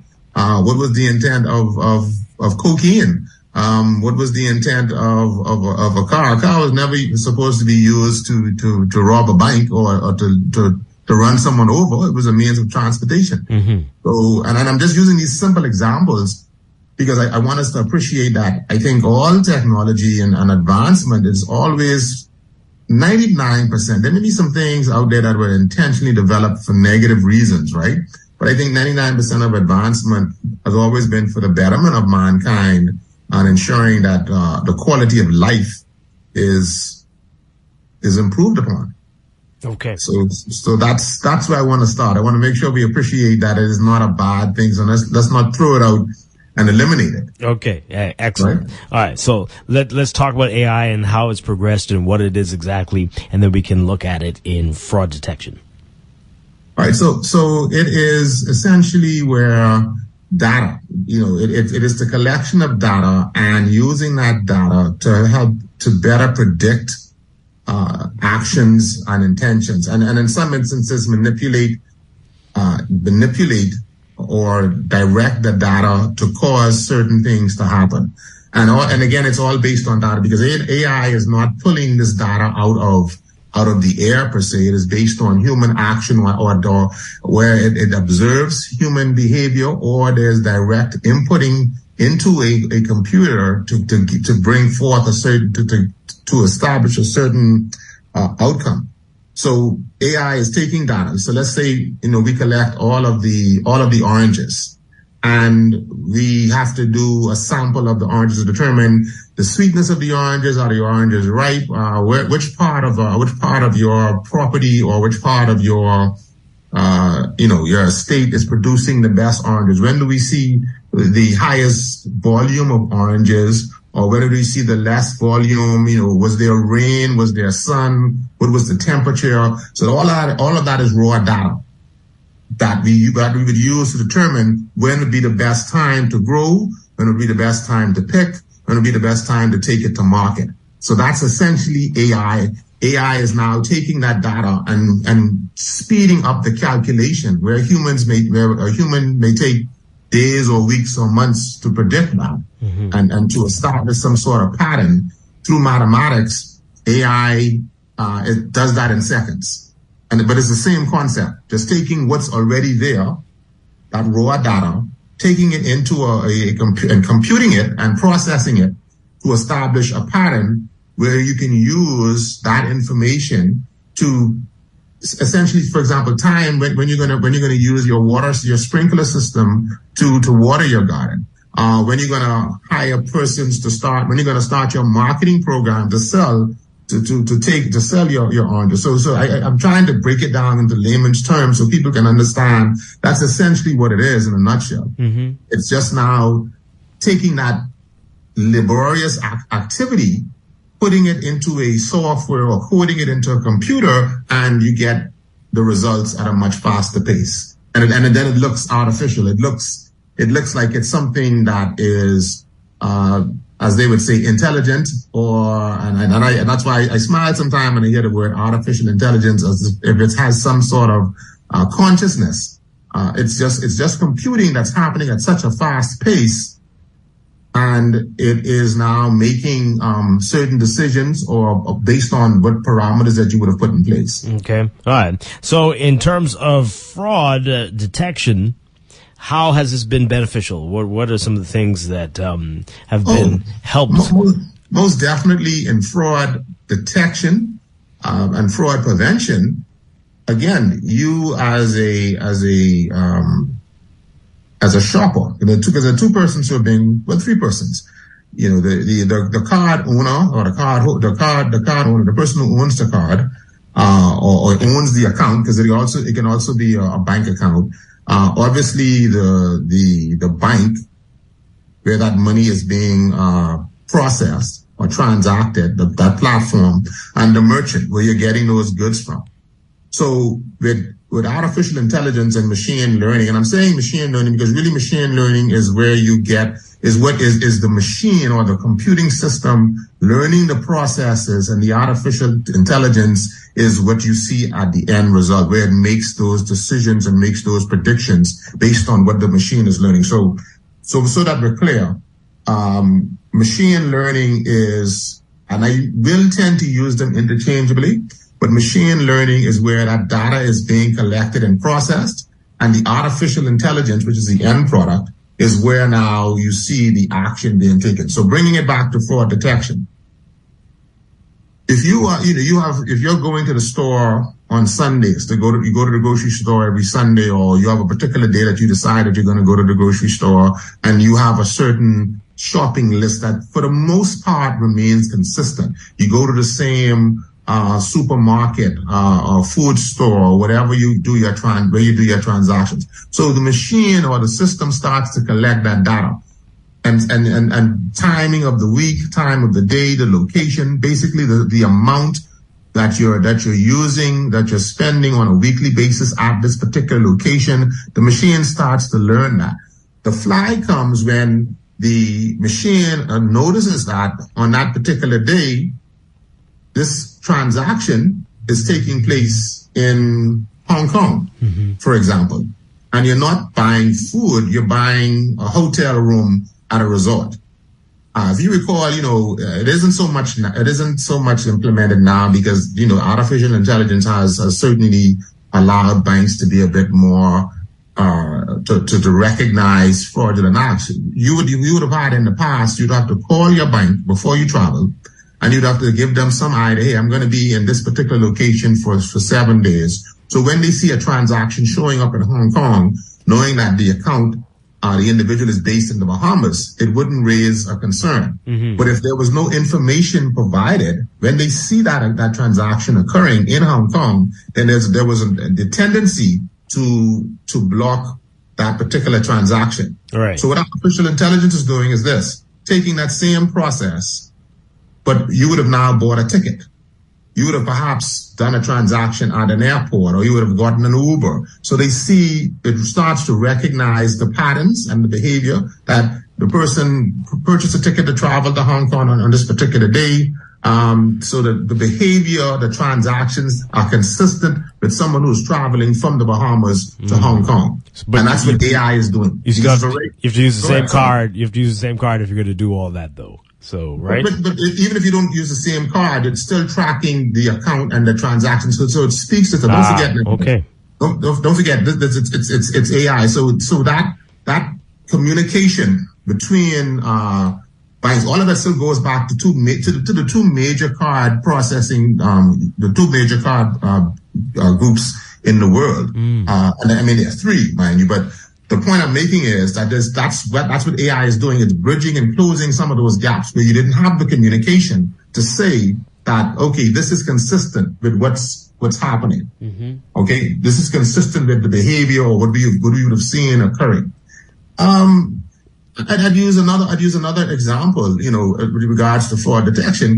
When you're let's say you're now using multiple cards, but the AI now, like I said, it would have already established the patterns of behavior, the movement, the timing. Each card is time stamped at a particular location. So AI is recognizing all of these things and bringing it together to help close the gaps as it relates to detecting the fraud. So that's beneficial to all of us. That's beneficial to me as the card holder. That's beneficial to the bank, and certainly beneficial to the merchant.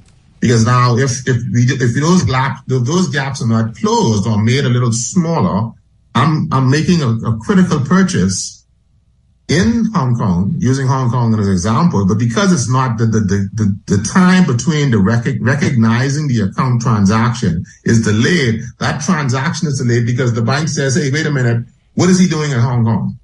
What is he doing? This card is used in the Bahamas at a supermarket on a particular day. Now it's being used in Hong Kong on a particular day. So that transaction is delayed. You get an alert, you get a call. That opportunity could have been lost because of the delay in getting to you.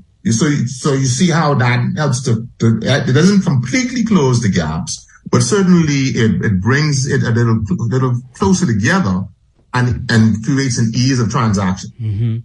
Can it get heavy-handed though, where perhaps the AI is too sensitive, oversensitive, over aggressive in detecting something that the customer is just like, wait, exactly, yes, chill. and that's the fear.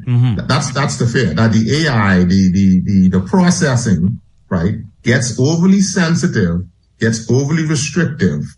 And so this is where, again, the human element comes in to help to manage that process.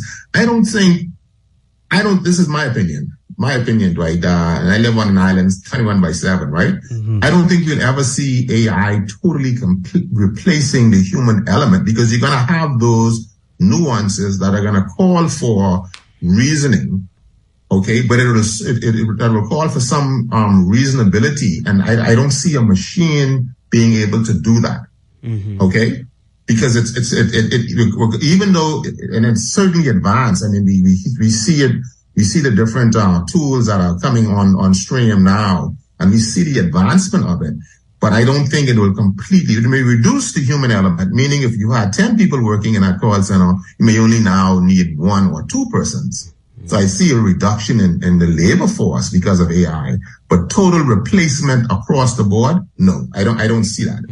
And so that's what I think, that is the mechanism that's there to reduce and manage that overly aggressive AI system that has good intentions, mind you, because it's trying to protect your assets, but it just becomes too aggressive. All right. What are some of the other benefits and what we're seeing here locally? Because it sounds like big corporations you're talking about, but locally, what are we seeing here? And that's, like I said, AI is not new, and as simple as, let's say, an ATM. An ATM is a beautiful example of the progression of AI into the world and into our society. And I think a lot of us, we love the fact that you can find an ATM conveniently placed to get cash if there's a desire to need cash. Now that's another story, because as we move into this cashless society, you're gonna see. I can predict this. This is one of my predictions. I don't usually do this prediction thing, but I certainly see that ATMs becoming obsolete. What? Because cashless is where it is. I mean, okay, interesting. You see some vendors on the side of the street now have a card machine. So Right. I see ATMs becoming obsolete. But using that as an example, we have seen the progression of ATMs where now you don't even need an envelope. You can put that cash into that ATM, and it reads the cash, determining if it's U.S. or Bahamian, the denomination, if it's a check, and it processes that. And you look on the screen, confirm, because you'd have already done your count. That's why, again, I say I don't see it totally replacing the human element. But you see where, hey, it's $1,000 I'm putting in. It's a mixture of U.S., Bahamian, and checks. And the machine processes that. So that's AI. I mean, that's machine learning. The machine would have had to have gotten the parameters, the metrics of each currency, because it also has to determine that the currency is real and it's not counterfeit. But that doesn't happen just by chance. The machine would have to have been programmed, machine learning, and it would have learned what are the dynamics or the metrics of each currency, the color, the texture, the feel.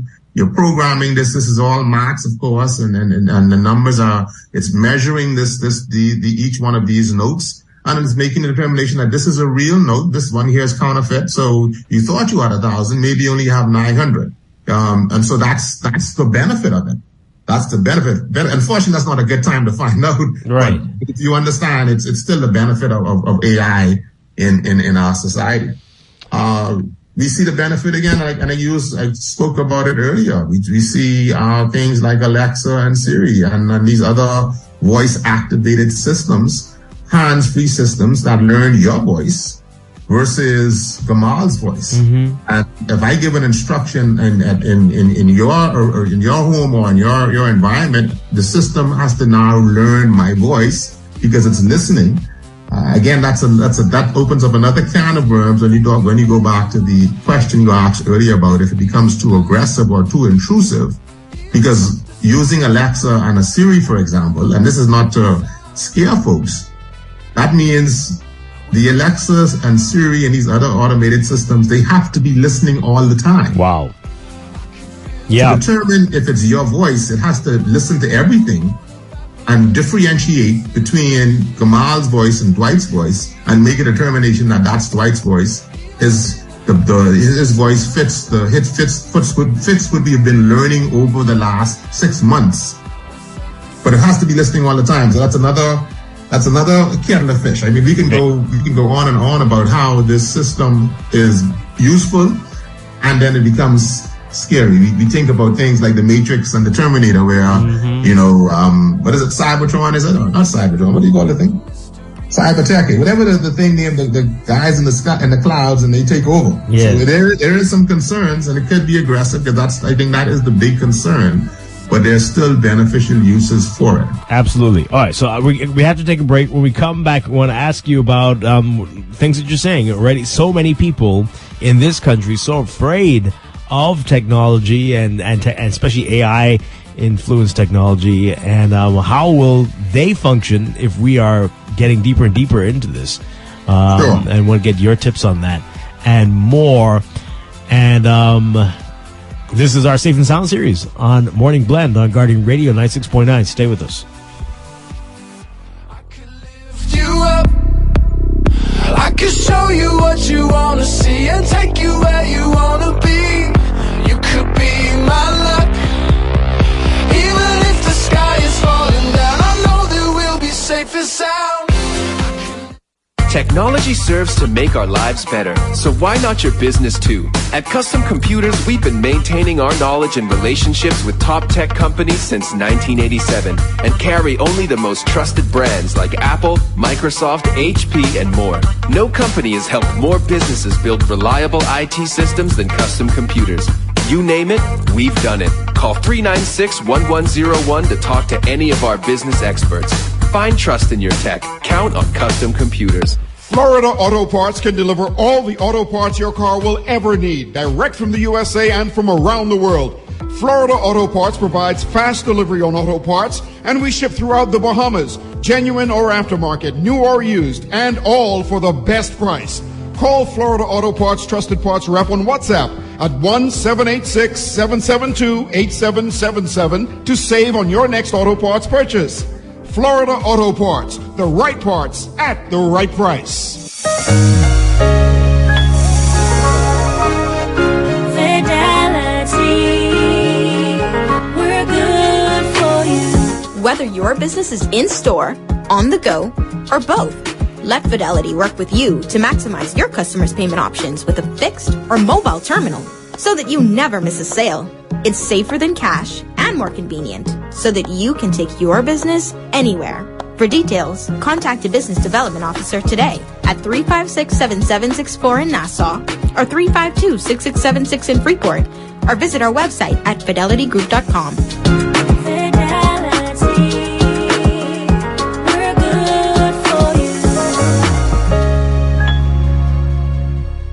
This is Guardian Radio 96.9 FM, Nassau, Bahamas.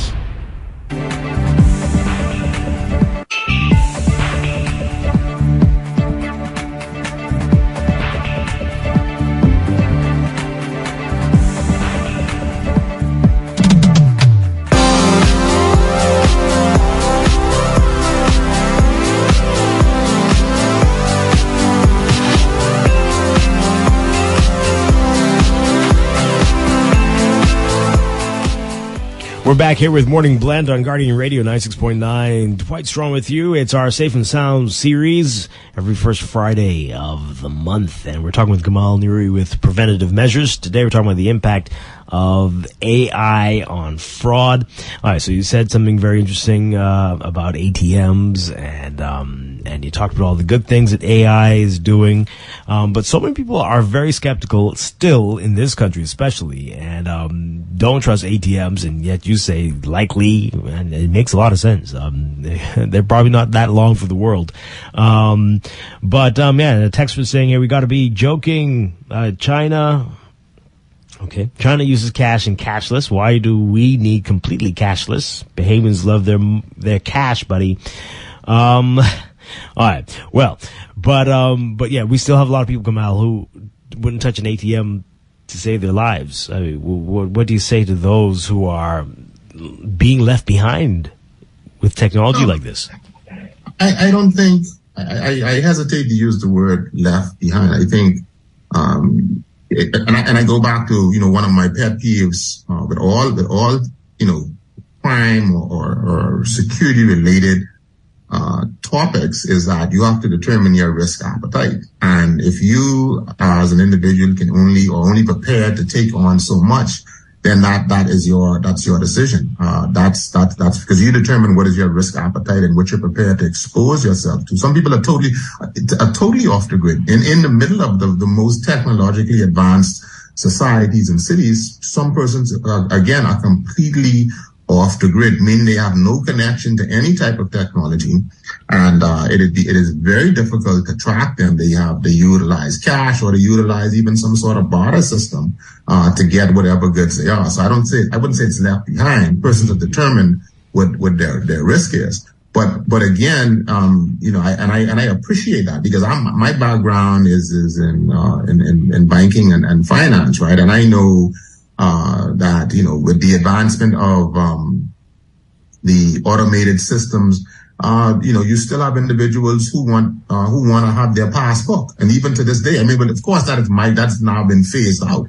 But then that was when you saw that transition from passbooks to where you were getting printouts or the automated systems. You had some persons who really kicked against, because they wanted to see in writing, and that teller writing out in the passbook that this is what you had and this is now what you have based on whatever transaction you conducted. And you saw that kicking against the bricks. But if they wanted to stay within this arena of how we conduct commerce, those persons had to migrate to an ATM card. Mm-hmm. And so that was slow and painful.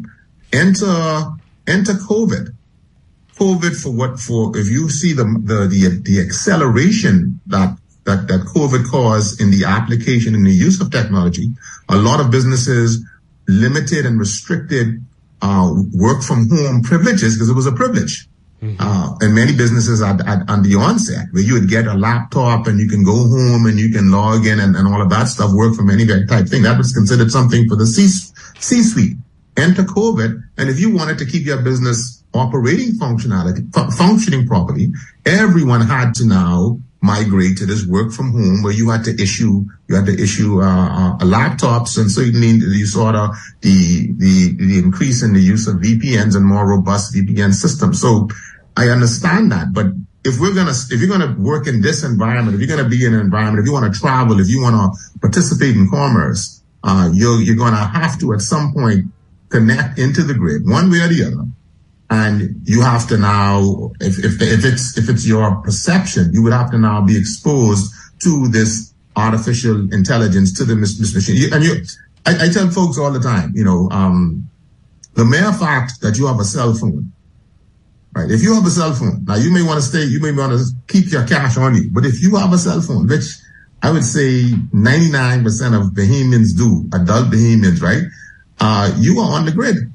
You're being tracked. You're being monitored because you have a unique IP address that's specific. That's how the service providers can reach out and turn off your phone as opposed to turning off the other guy's phone, because there's a unique number that associates you to that particular network. And so the system, as for lack of a better term, the computing system recognizes a certain threshold in your billing, and it determines if you're going to stay on or not. Not an individual. An individual can come back and make that correction or make an adjustment to accommodate whatever your unique circumstances are. But that's where we are in this society. So if you're afraid of it, I understand, but understand that you're already in the matrix. You may not be as far down the hole as some of us, but you're already in the matrix. So understand what you're up against. All right, let's get some calls in, and we've got a few text messages as well. 323-6232, 325-4316, 325-4259. Tweet us, Facebook us, text us, 422-4796. Caller, good morning, you're on the air. Morning to your guest. Hi, good morning. Right, don't you know, let me tell you, artificial intelligence, don't you know the first time I get my iPhone, they said, gentlemen could verify, they said, we would, after I was setting it up, they said, would you like to agree for us to monitor you for quality purposes? Right, in 2 days, the phone know, but less than 2 days, the phone know I had a disability. They know exactly how I use the phone. They know I don't use my hand. They know I use my boat. That's how artificial intelligence powerful. They could call on your phone, you call on your camera, you don't know. They monitor you. They make sure for quality purposes, they make sure that the folks with disability are capable of using capable of providing the proper system for folks with disability. They know all of that, right? Mm-hmm. He's right. Artificial intelligence does exist in everything, smart TV and everything. The gentleman is right on spot, and I just use me for example. I'm a disabled. Some folks know I look. You go to my Facebook page, Peter L. Matthews, you see how you look. They know exactly what they're providing for. Yeah. Have a good day. Thanks a lot. Yeah, that's very powerful stuff there. But I was thinking while you mentioned the bank teller and people with the old books back in the day, but I mean, can you imagine how easily mistakes are made when somebody's writing down the information, right? And how numbers can be adjusted so easily if it's in pen or something. And so, what was more likely to result in fraud than that? But yeah, so this is. And that's again when you weigh the two. That is exactly that's a very good point you bring up, because it would weigh the two to reduce fraud, to reduce the manipulation on both sides, whether it's the teller or the individual, right? So now you automate it, so you can more easily recognize some anomaly in the print. There's the print, the information is also sent to all of the branches or the bank system in that network. So if I leave a bank in Nassau and I go to a bank in New York, they're going to have the same information. If you write that, if you're limited to writing that down in a book and you're looking at, again, traditional backing up systems and communicating that to a bank in another country, that's going to take time. So this is again why the technology has developed to ease and make business safer. And that's a very good point. So now that doesn't mean it eliminates the manipulation, because enter the fraudster. The fraudster will find ways, but now the fraudster, what do they have to do? And this is again, how we have to really appreciate that AI's weakness is again not necessarily the machine. It is the human element. It is the human element who decides that they're going to click. And I go back to these simple little ways people are getting into you're getting your information. When they do things like social engineering, if they send phishing emails, some type of identity theft is going on, that's how they're going to manipulate that system, not through their so-called smarts, but because they found a weak link that you like to go to the food store every Wednesday. So now we monitor you. Now we start to track you. AI just takes it to a different level.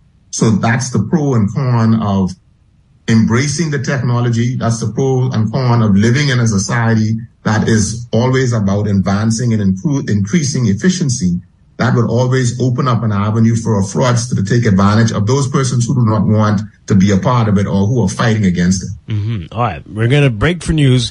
In our final segment, when we come back, we're going to get to the text messages, but I also want to talk about, I guess it's a different type of fraud here, but the increase of chat bots and chat GPT, I think they're calling it, that can write your books or essays for you and homework. Deep thinking. Right? Deep thinking. Yes. So I want to talk about that, the other side of this, when we continue. Gamal Nuri with preventative measures here with our Safe and Sound series. We'll be back with the Morning Blend Business after the news. Stay with us.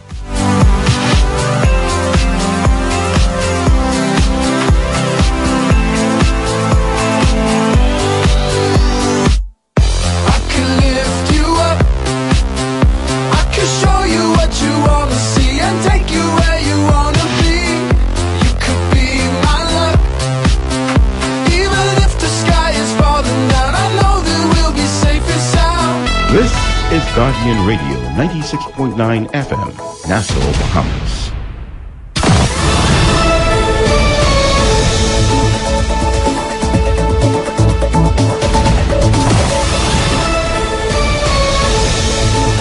This is the Guardian News Network update on the hour. Hello, everyone. I'm Charlene Ferguson. A 33-year-old police corporal has been charged with 10 counts of incest, accused of molesting his daughter repeatedly over a 2-year period, beginning when she was 10 years old. His name is being withheld to protect his now 12-year-old child. Prosecutors allege the incidents of abuse began in November 2020 and continued up to February 24th this year. The officer was denied bail yesterday and remanded to the Department of Corrections, but he can still seek bail in the Supreme Court.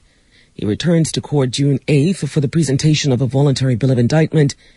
The Nassau Guardian reports that he has been suspended from duty and placed on half pay until the conclusion of his case. In other news, Immigration Minister Keith Bell is recommending a 3-strikes rule for employers who repeatedly hire illegal migrants or breach other immigration law.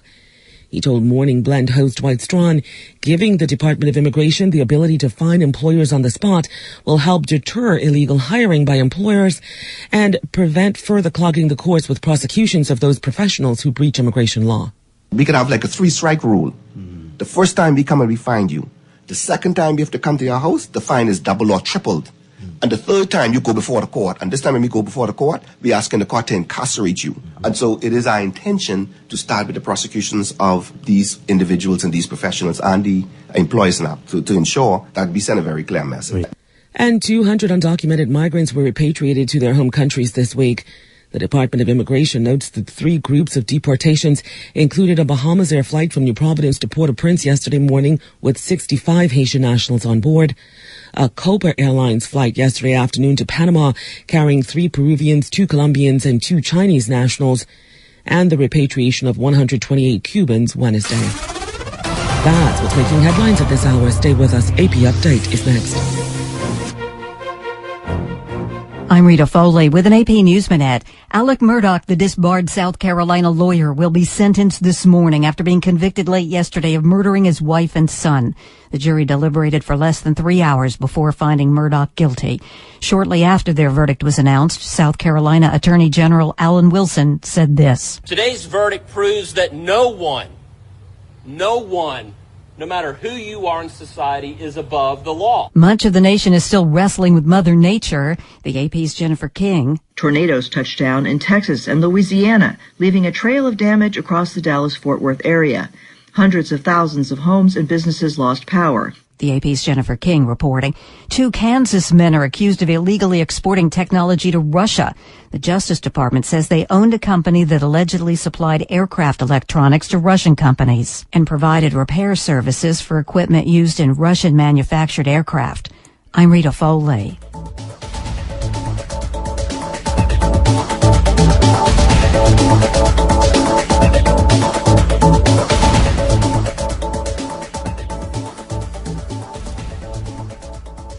This is Guardian Radio 96.9 FM. Fresh news, smart talk, all day.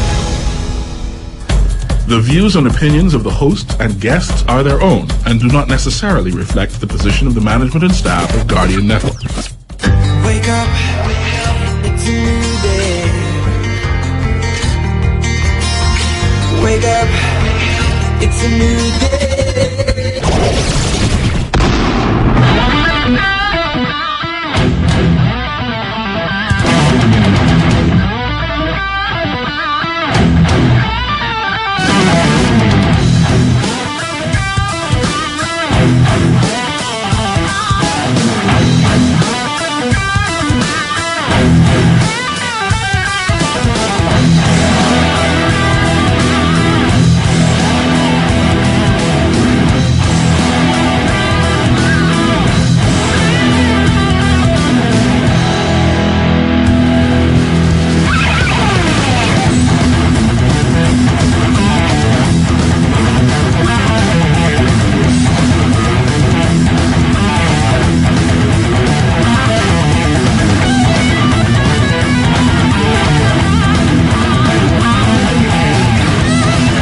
Good morning and welcome to Morning Blend Business on this Friday, March 3rd, 2023. Welcome back to our Morning Blend listeners. We continue our Safe and Sound series segment this morning with Gamal Nuri with preventative measures. We've been talking about the impact of AI on fraud, and there's been lots of positive impacts. And we're going to get into some of the I don't know if it's a positive or negative, that part, Gamal, about the AIs that can write your papers for you. But we'll get to that in a second. Let's get to some of these text messages, though. Somebody's asking here, something like this can only be trusted if internet maintenance and security is improved in this country. That will require a heavy investment in addition to the AI technology because the country is behind technologically. Well, what's your response to that? I mean, as you said, these things have been here. They've been happening for years, decades now. But is that a hindrance to how far we are or where we are right now and how far we can go? It's a very good question because one of the biggest issues that we have, and then again, it's not unique to the Bahamas, but it's certainly improving and being more robust in our data protection and privacy law enforcement. From what I recall, I know it was in an event last year sometime, there was some work being done to update and bring the data protection laws up to more global standards. But with that, there is a need to be a bit more aggressive in how we manage and we push data and how we handle privacy. So definitely, and so when the individual speaks to security, yes, the security in the sense that protection of data and appreciating privacy issues, because that's how the hacker or the person who decides to abuse a system, that's how it happens. It does not happen with some genius and who has some special skill set and is able to quote unquote hack in.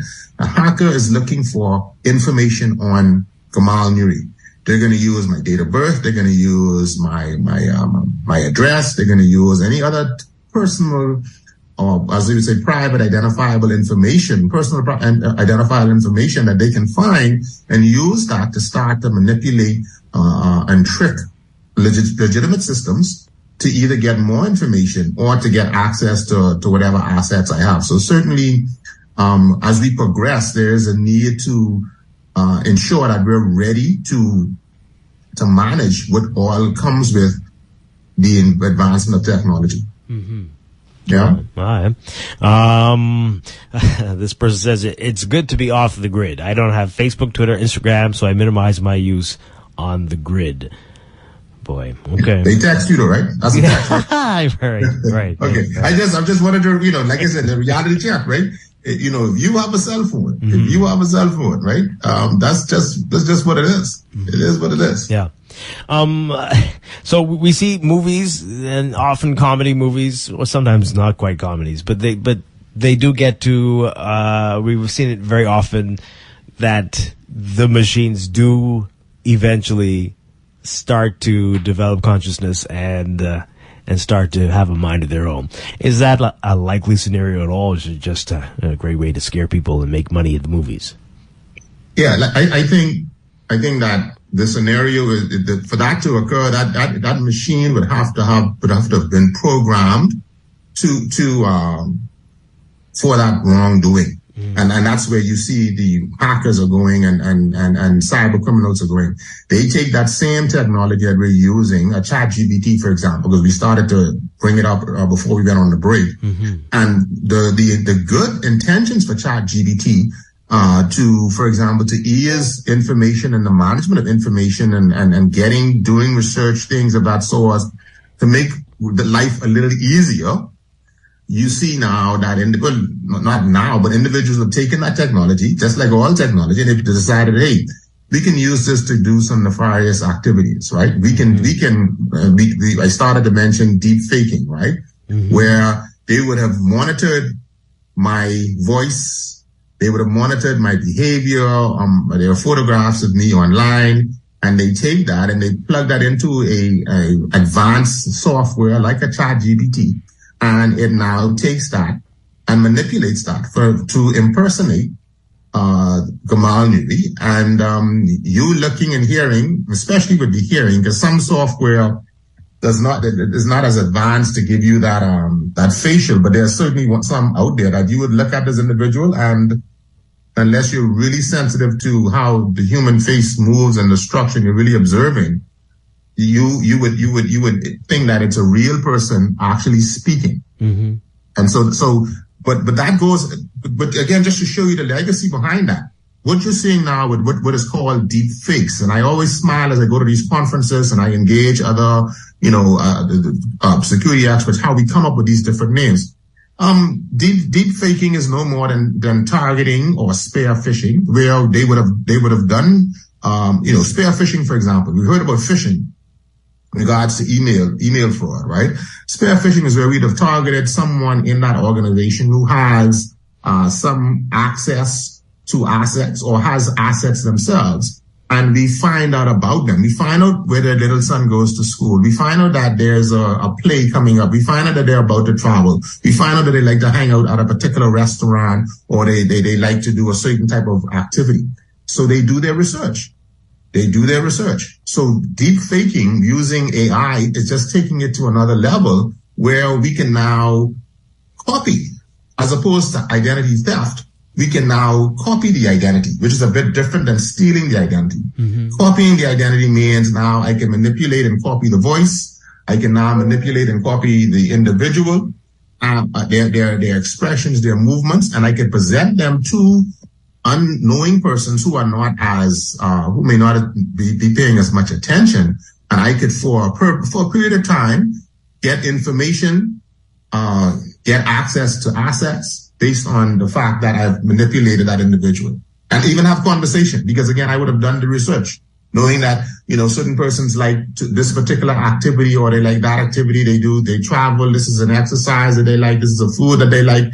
And so that's being fed into that raw data that we talked about at the very beginning is being fed into the system, and it's now using that to mimic and copy the individual. Right. That's the deep fake. Right. So let's get into it. Chat GPT, a chat bot, and what and how this is creating a whole new type of fraud here, especially for challenges for colleges and high schools, helping to write papers, write books. Well, you mentioned it initially. The purpose was for good, and now it's being misused and abused. Let's talk about it.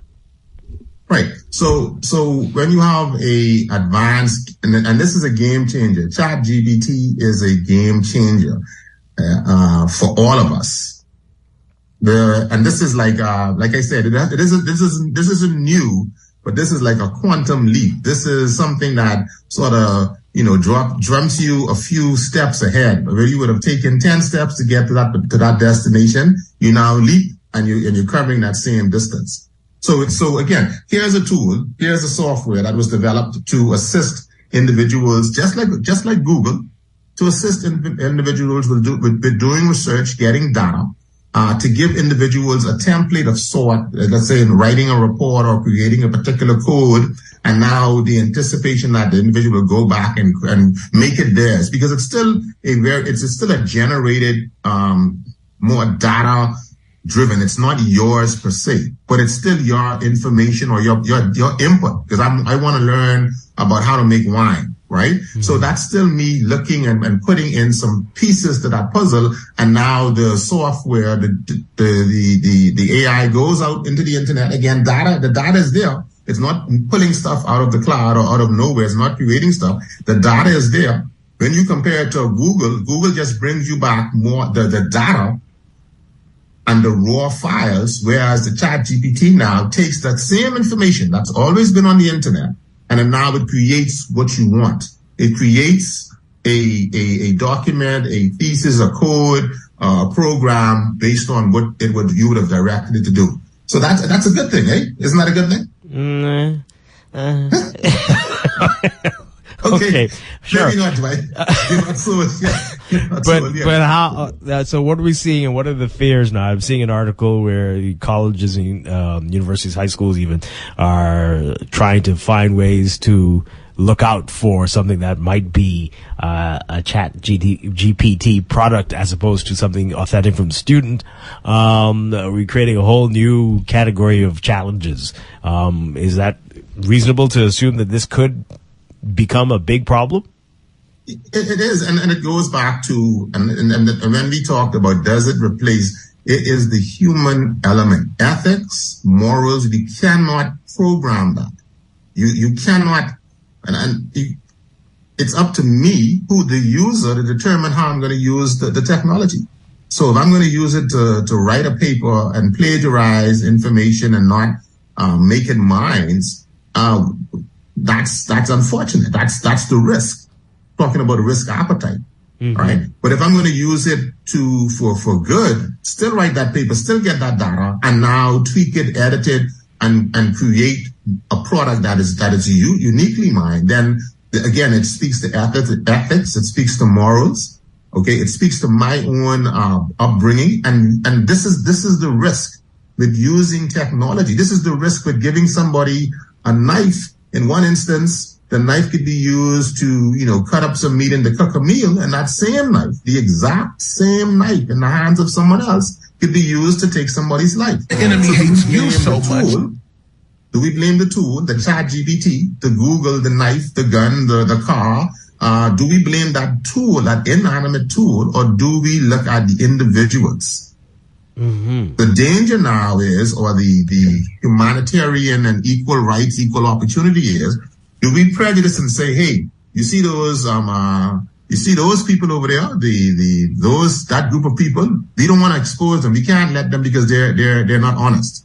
And now, so we start to segregate, we start to discriminate. So here's the dilemma of utilizing technology. How do we determine if this person is going to be good or bad until that actually happens? Yeah. Wow. It's unfortunate. It's unfortunate. So I'm getting a message here. So they're asking, well, should we still be writing dumb essays? That's what I'm asking. Why not use it to improve our writing and stuff? But I mean, I am saying, well, if you got to write what you are, who you are, right? If that's what you are and who you are, then we need to know that's what you are and who you are. I mean, no? But see, again, that's a good question, because when you look at the benefits of AI, I think AI is going to also change the educational dynamics, because the world is going to have to adapt to what's happening. That essays can be constructed or created. So now we may need to require you now to sit in front of a class and give a speech or verbatim, not reading off of a paper. So you're going to have, the education system is going to have to adapt to accommodate AI. The labor force is going to have to adapt to accommodate AI. And me as a security professional, law enforcement is going to have to adapt. And banking systems are going to have to adapt to appreciate the risk, the new risk, and the threats that come along with the advancement in technology. And that's what has happened. But it's with ChatGPT, and I'm certain now, and this is what we're hearing now, and I always say, what you hear is only at the surface. Imagine what's underneath. Imagine what's happening on the black market and the dark web. Yeah.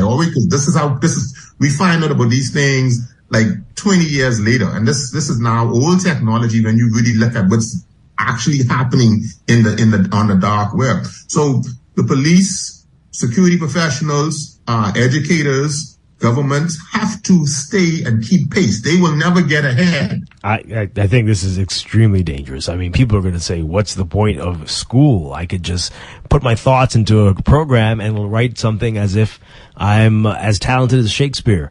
And we will individuality and personality. This is doomed.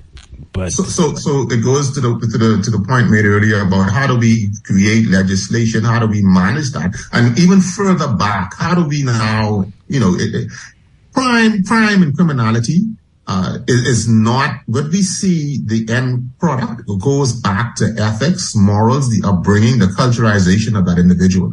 When we see an individual who has stolen, who is robbing, who is raping, we're seeing the fruits. We need to go back to the roots and see what was feeding that individual for them to make such a bad decision, and whether it's a bad decision from a physical crime where they decide to cause physical harm to an individual, or if they determine that they're going to use a system to cheat on an exam or to misrepresent themselves. All of that speaks to ethics and morals. All of that. And that's criminality. Criminality isn't the guy robbing the bank. Criminality is what are the reasons that cause this individual determined that they want to come and cause harm and havoc in society. Yeah.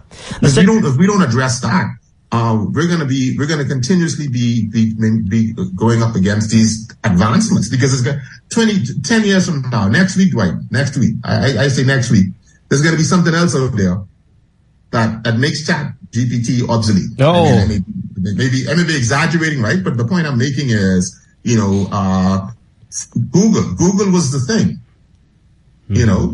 Who could have thought that there could have been anything more, dynamic than a Google? But now you see that it's changed. So in another 5 years, another 10 years, some technology is going to come up that's going to make us even forget what was this thing we called again? What is it called? ChatGPT. That's just how we are in society. But it comes back to the human element.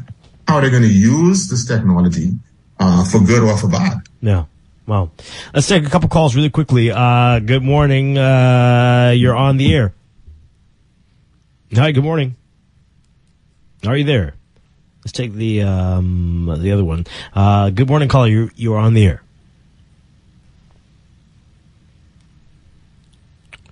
Hi, caller. Good morning. You're on the air. Yes, good morning, Mr. Strachan. Hi.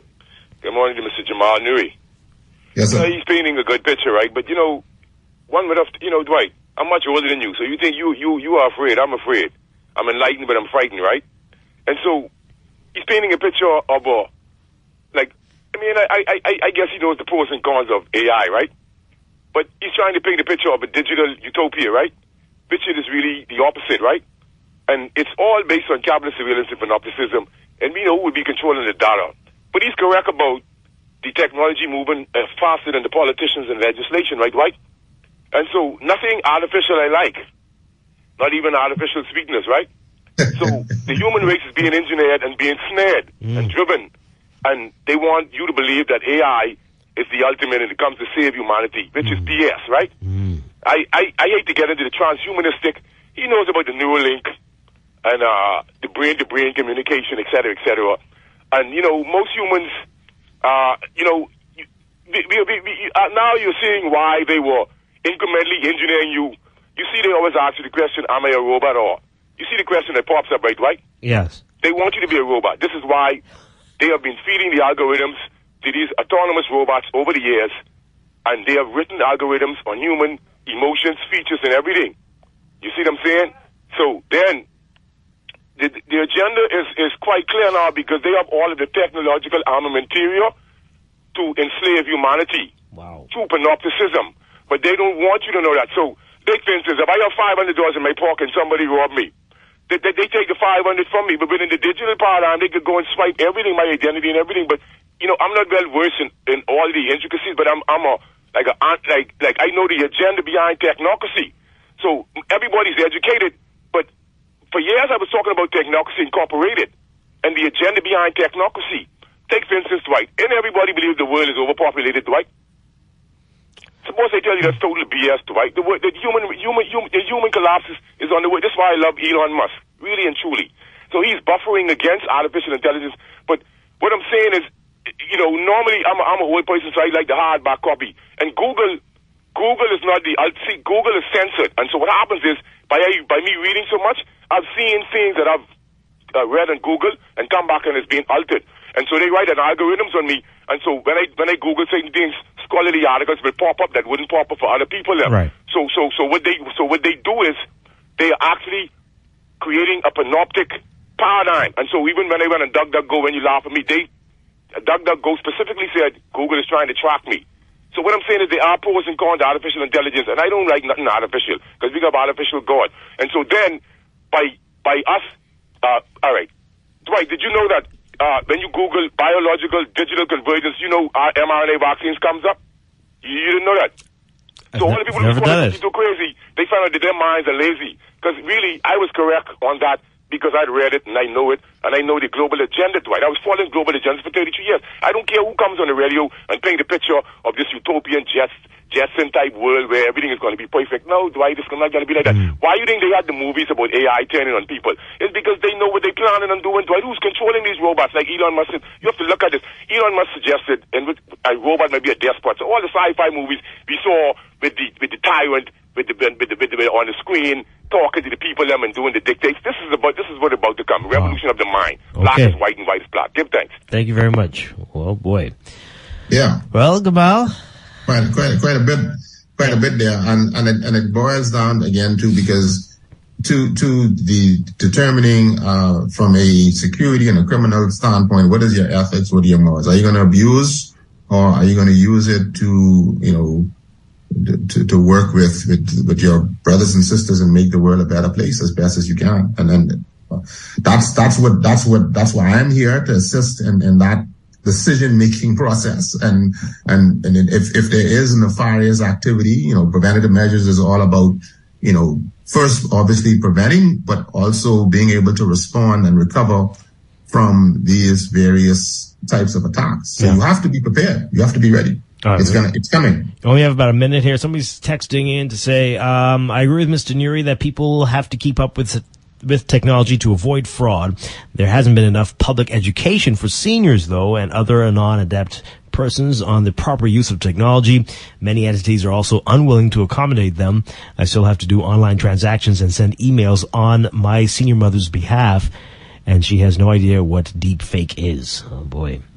Agreed. And here is again, like I said, a more robust data protection initiative, a national framework, because we have to prepare, our citizens. In another 50 years, I'm going to be a senior citizen too, and I'm saying 50 because I'm a young guy. I don't know how much for you, Dwight. 70 for me. Yeah.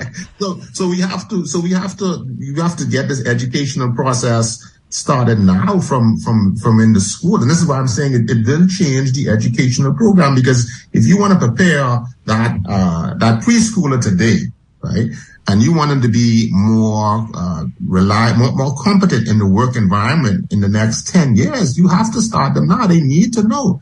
And certainly for those of us who are older, as we start to lose our skill sets and our mobility, and certainly some of our thinking skills, we need to be continued. I mean, you, Dwight, sorry. You need to be continually educated on the changes. And so that text is very right. Yeah. We need to do more to equip individuals for the changing world, so they don't become victims. All right.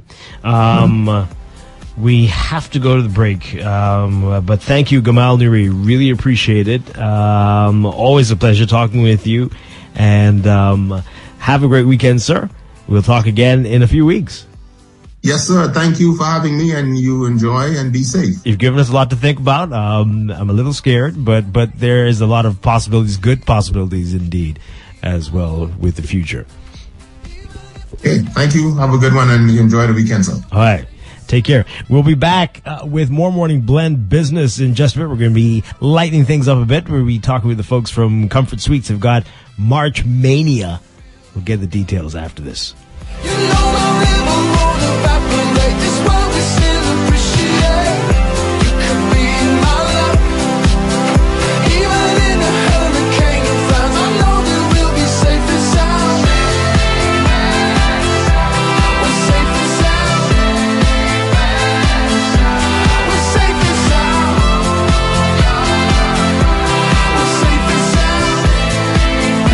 Can you believe this? We are now the patrol queens of the neighborhood. We now large and in charge. So we need to check out what's going on in everybody's yard. What about that gun that we know that Junior and his homeboys just ran out? Can we report that too? Of course we can. But we could be in deep trouble if they find out. We need to report what we see, Beulah. When you call Crime Stoppers, they just answer your call in Miami. So then we can report everything? Guns, where they hiding the drugs, who shoot who part of which gang, or who disturbing the peace with the loud music and the motorcycles. Then our neighborhood will be the best in the Bahamas, and everybody gonna want to come live here. And then our house price will go up, gal. So what we waiting on? What's the number? If you see something, say something.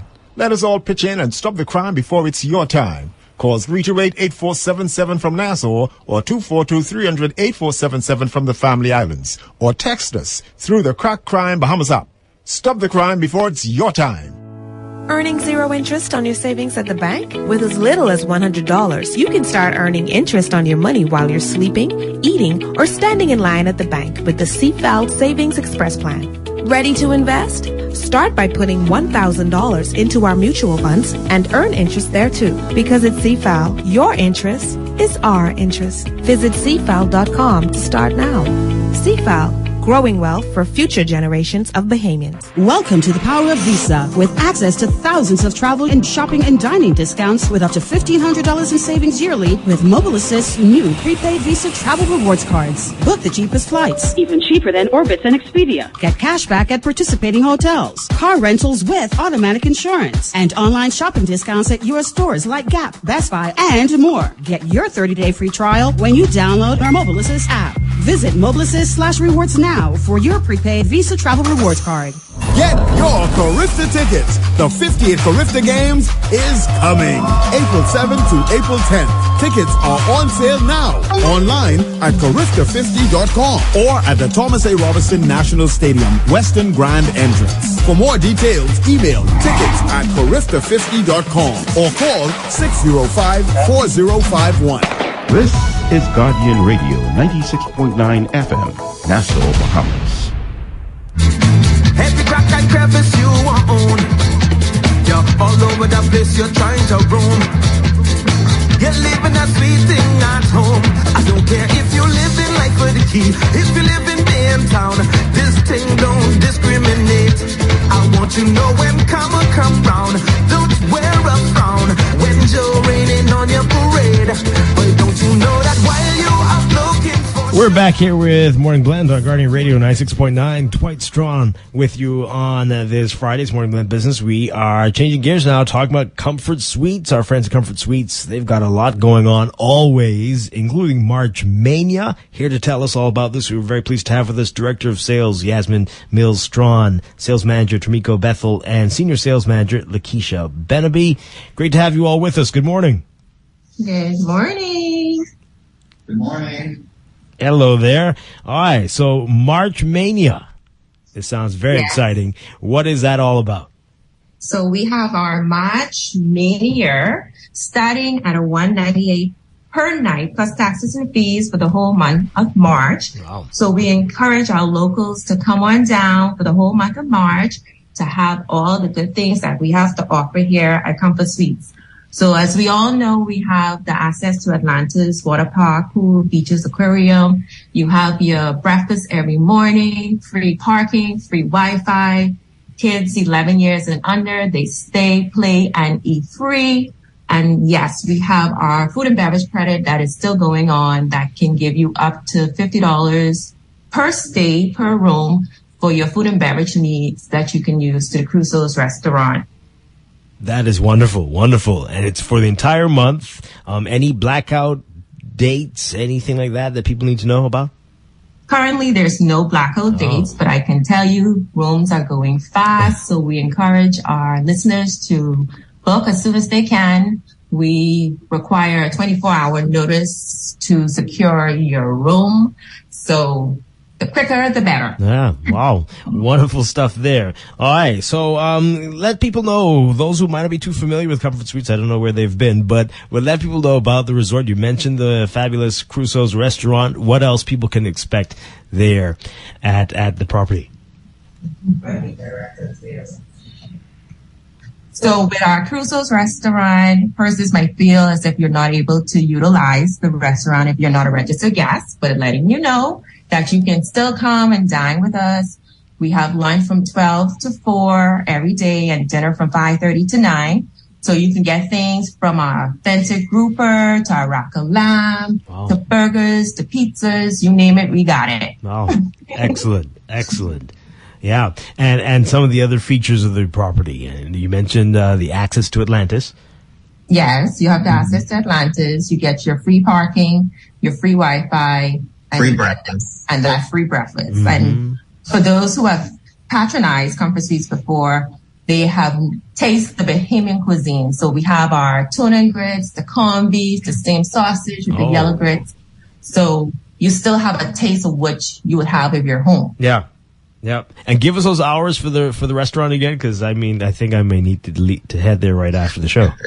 No problem. Lunch is from 12 noon to 4 every day, and dinner is from 5:30 to 9. And we do have our nice happy hour. So after work, you can come and visit us and have a nice cold drink to the bar. Are non-guests able to come for breakfast? I mean, not for the free breakfast, of course, but I mean, are they able to come to the restaurant for breakfast?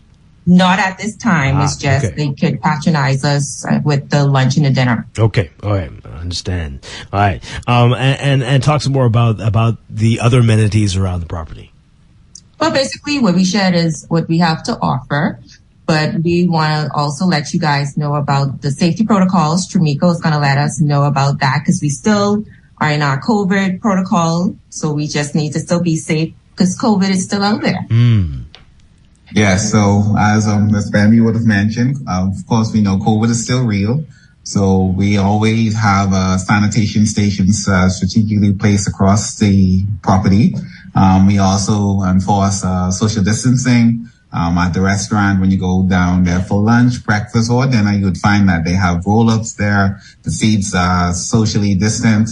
So, of course, we want to make sure that the amenities that we offer is also a safe place and a clean place for our guests to be at. Mm-hmm. How are people responding to that? I mean, I know a lot of people are so over COVID, but are people understanding and taking the precautions? Yeah, but a lot of persons are very accepting of it because safety, especially health concerns, is a serious thing. So, of course, you want to make sure you're having fun, but you're doing it in a safe environment. So we take that very serious at Comfort Suites. Yeah. Wow. All right. So one more time, let people know about March Mania, what that's all about, and what comes along with it. All right. So we have our March Mania starting from today until the 31st of March. So the starting rate is $198 plus taxes and fees. So you get all your benefits. You get the access to Atlanta's Aquaventure. You get your breakfast every morning, free Wi-Fi, all the good stuff. So we just want to make sure Ms. Strachan is just joining us because she wasn't able to log into the system. Morning, Bahamas. Hi, good morning, Yasmin. How are you doing? So she's going to give us the call to actions for persons to make sure that they book and make sure 24 hours in notice is what we require to get all the benefits of Comfort Suite. So Ms. Strachan? So we know our people love accessibility. You can reach us anytime via WhatsApp, Bahamas. Mm-hmm. That's 557-8483.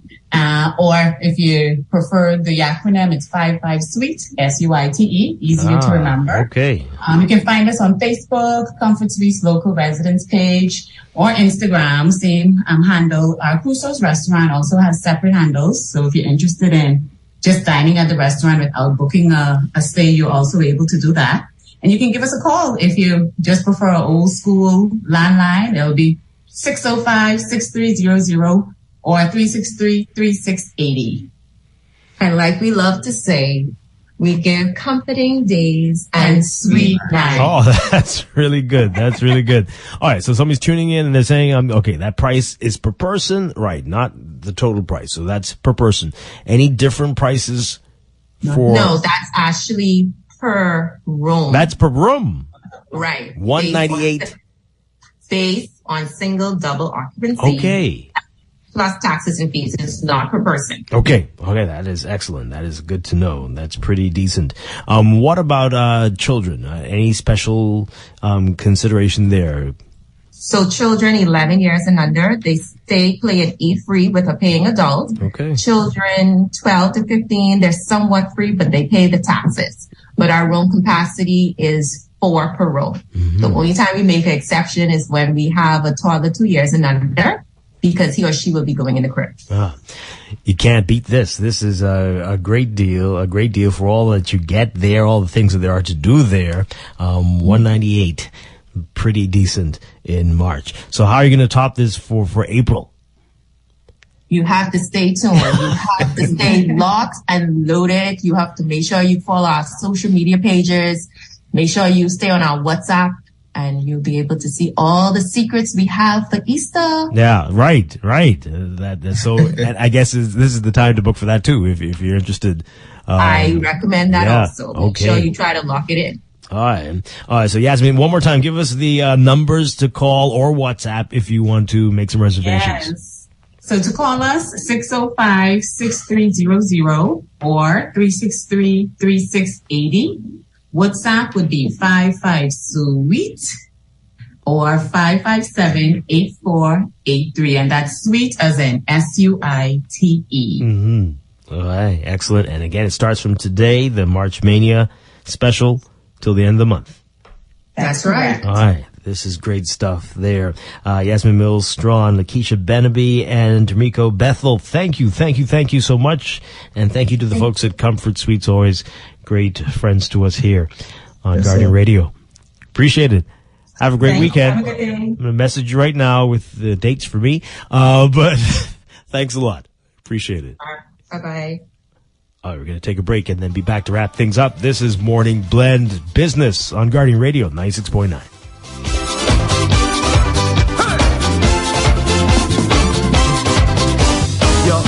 The town you're chasing down. Every crack that crevice you own. You're all over the place you're trying to roam. You're living a sweet thing.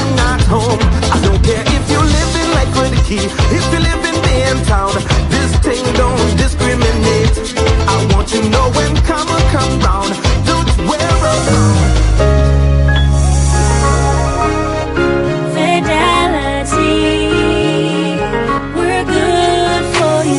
With so much going on in the world today, only accepting cash at your business can be risky. Let Fidelity offer you and your customers safety, convenience, and the flexibility of a fixed or mobile terminal. Take it with you, on the move and on the go, because business should never stop. For more details, speak to one of our business development officers at 356-7764 in Nassau or 352-6676 in Freeport. Visit our website at fidelitygroup.com or visit us at any of our branches.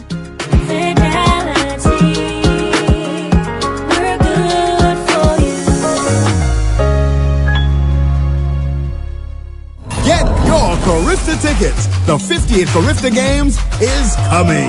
April 7th to April 10th. Tickets are on sale now. Online at Carifta50.com or at the Thomas A. Robinson National Stadium, Western Grand Entrance. For more details, email tickets at Carifta50.com or call 605-4051. This is Guardian Radio 96.9 FM, Nassau, Bahamas.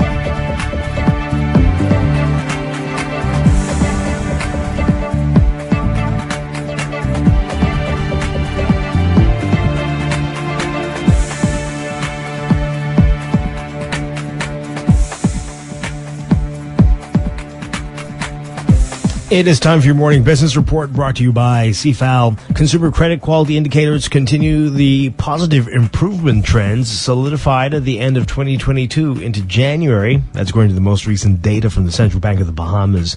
The monthly economic and financial developments report for January showing that private sector credit was up by $12.6 million in January, led by commercial credit, which was up $23.4 million.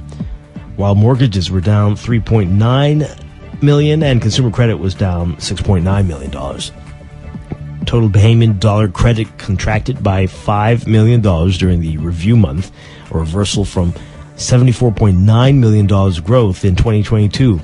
According to the report underpinning the development, net claims on the government declined by $17.5 million, a shift from an $81.9 million expansion a year earlier. In contrast, private sector credit grew by $12.6 million, a turnaround from a $5.9 million reduction in the preceding year. Reflective of the continued pressures of global inflation, the Bahamas National Statistical Institute revealing an 8% increase in the value of imports during the third quarter of 2022. The total value of commodities imported into the country stood at $1.036 billion, with vehicles and food and beverages topping the list for the highest value categories. The major groups of merchandise were machinery and transport equipment, which totaled $197 million, food and live animals at $184 million, and mineral fuels, lubricants, and related materials, which totaled $167 million. The combined value of the categories represented 53% of the total imports. You can read more on this in today's Guardian business section. And the Ministry of Agriculture, Marine Resources, and Family Island Affairs is preparing to unveil two 40-foot containerized farms, one for Abaco and one for Eleuthera, before the end of 2022, the 2023 budget period. That's according to Minister of Agriculture, Marine Resources, and Family Islands, Clay Sweeting. He added that his ministry will also launch greenhouse parks throughout the country in order to grow leafy greens and vegetables year-round. Sweeting, speaking during the mid-year budget debate in the House yesterday, said the ministry has also reinvested in the crops of the Gladstone Road Agricultural Center. He contended that vertical farming and greenhouses will be used to improve and increase food production in the country. Containerized farm technology allows for the growth of produce year-round in a protected environment. Sweeting added that other crops were developed throughout the country during the fiscal year as well.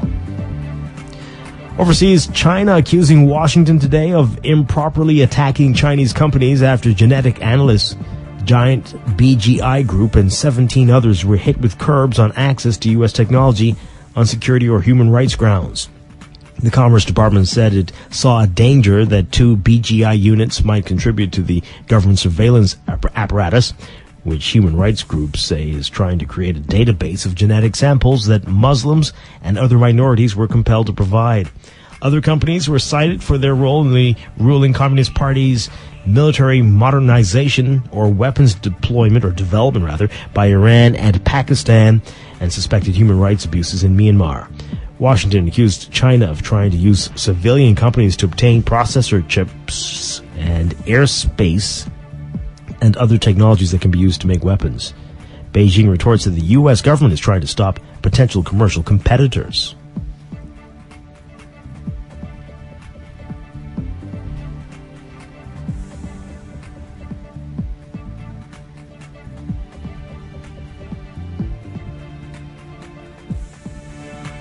And in your Market Watch, recapping trading on the BISX from Thursday, your market movers, Bank of the Bahamas moving 1,000 shares, closing down 18 cents to $3.10. Consolidated Water down 1 cent, closing at $3.06.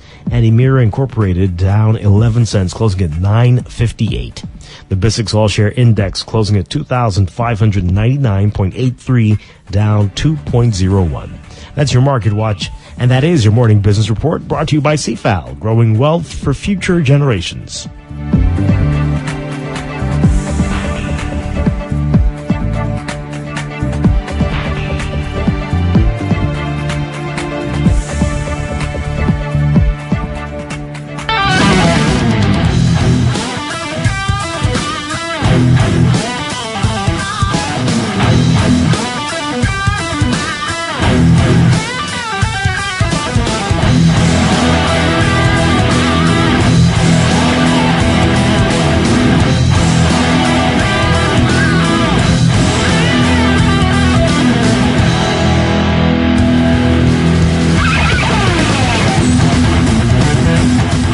We're back here with Morning Blend Business on Guardian Radio 96.9. Dwight Strachan with you on this Friday morning. Okay, so we've had a lot to talk about on the show this morning, and in our final few minutes, you get to have your say on what we've discussed.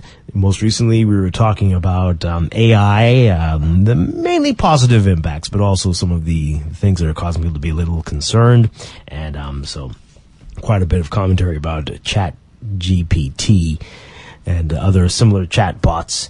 And I'm going to read these messages here for you. Oh boy. Okay. And you can call in as well, folks. 323-6232, 325-4316, 325-4259. Tweet us, Facebook us, text us, 422-4796. And earlier, of course, we had Labor and Immigration Minister Keith Bell, who graciously came back for day 2 of talks with us about immigration challenges, a little bit of labor as well. So if you have comments, you can let us know about that. Also, and more of your reaction to what he said yesterday about the 3 penalty strikes before, 2 penalties before the third strike would get you in court, right? For employers who violate immigration laws. All right, so we were talking about Chat GPT just a few minutes ago, and some texters are telling us they use it, they think it's great, and they use it for essays. And I said on there, well, if you are not able to write the essay, I don't know if it's a good idea for you to just put some words into or some commands into the thing, and then all of a sudden you crank out something wonderful. That's going to be dangerous for so many reasons. But they're going to say it's an aggregate measure of research. Instead of searching all over the web and elsewhere for information, the AI puts it all together for you. The measure of smart is antiquated and needs to change. Perhaps we need more oral examinations rather than dumb essays, or you want a dumb essay, do it at an examination center with no outside resources. but that's not the real world experience. Okay. I hear you. Interesting. Let's see what this caller has to say. Good morning. You're on the air. Your whole show. I was in a workshop, but listen to me carefully, okay? We don't have to worry about AI in the Bahamas, okay? We are natural intelligence. We'll dumb it down. Just like the person through text saying that artificial intelligence works. Artificial intelligence is not the way of education the way they say. And in fact, there's a number of sites right now that I could put anything in, and in a matter of minutes, it will tell me whether or not it's machine written or anything, and that's what teachers and everything are using. Yeah. ChatGPT is been on the market since November. My 6-year-old daughter has been using it for over a year. ChatGPT is nothing more than GPT 3.5. I'm using GPT-4 plus some other information. My wife, Eden Marigator, specializes in artificial intelligence and data management. What does your daughter use it for? She uses it for education, but not the way that person says. She asks questions, and she challenges the questions. And so we've taught her to question everything, and so now she gets to question everything with artificial intelligence. The problem is that ChatGPT is a very limited. I want people don't be impressed with Chat. There's some bigger things out there. That it's a very limited, though it is transition us into this new reality, this inflection point that I keep talking about. When I called earlier, when I said a couple of weeks ago, when I said we are now at a point of inflection that if we don't adapt, and I said that the PLP don't bring these legislation for data into existence, that in 5 years we will have to have in 3 years we'll have to find a government that's able to change the tires on a speeding car just for us to catch up. I'm always being real. I'm not trying to frighten anyone. But AI is only as dangerous as the people who get control of it. I'm a transhumanist. You've heard me said this a number of years on your thing. I understand what 52 says, but I also understand the power of the human nature. And the fact is that if we only allow a small group of people to control it, this is what's happened. This is why I try to get it involved with as many young people as I can. So, when they say they want to limit cap the human, the greatest threat to control of artificial intelligence is the population of the world. Because as much as we think all of the population is on technology, it's not. And so since ChatGPT or any other thing you want to use cannot figure out the algorithm to deal with those people, the best way to do is reduce the population, so then you will have complete technocracy across it. So it's a long conversation that you have on it. This is something I've been involved with for almost 25 years in it. So, and because I'm a futurist, and so this is the greatest opportunity. Remember, I kept saying we are a data economy, that the Bahamas is the only place in the world for data economy. Believe it or not, the Bahamas is still the only place in the world that control the data that artificial intelligence uses, and it's constitutional in our constitution if they can see it. And so we're still trying to catch up with history, yesterday's information and technology. Same thing with the farming, and same thing with all of these things we're announcing. These are decades behind of where the world is today. Yeah. But we have people within this country and outside this country that's 100% Bahamian. If people like to use what is it, native? What is it? Indigenous organic or organic. Yeah. That's involved with this information, involved with this technology. They are not living in the U.S. For me, they are parked in the U.S. The problem is our current leadership doesn't seem to have the ability to create the ecosystem to make them want to come in. This is why I say to you, they pity me, they laugh at me and say, why are you stuck in the cave? And I say, because I have hope. I have hope for our country. And so I do believe that if we embrace technology, you'll be amazed at what this is capable of. If you see what my 6-year-old daughter does and what my 3-year-old is trying to do, she does coding. No code, low coding, whatever. She did a thing yesterday. I asked her, can you design something for me so Daddy can read one line at a time? And she went using ChatGPT and another thing. She wrote a thing where if I send a message to her, it'll read to her one at a time, but it'll also have her read it. But you send an essay to her or, these WhatsApp chat, these long things I like to write, it reads it to her one at a time, line at a time, as soon as it hits her computer. Wow. There's so much things that could be done if we would understand the power of technology to transform our economy. Just an ending. The housing crisis, why the government have not released their rent-to-own program, I already solved that problem months ago, but nobody listens to me. But the problem is they haven't solved it because they cannot figure out how the financials come together. But guess what? Artificial intelligence using the data from the Bahamas has already solved that problem. But they're going to spend a few $1 million in office trying to figure it the same Haitian housing problem, social housing, affordable housing, staircasing, all these different things have already been solved. If we just apply the data we have here, we could fix the shantytown problems in a matter of months. My goodness. Thank you so much. Thank you so much, C. Allen. Okay, appreciate it. Wow. This texter says, tell that person with the text that dumb essays are the foundation of all analysis. It's called a specification. Well, I think the text is talking about evening the playing ground, but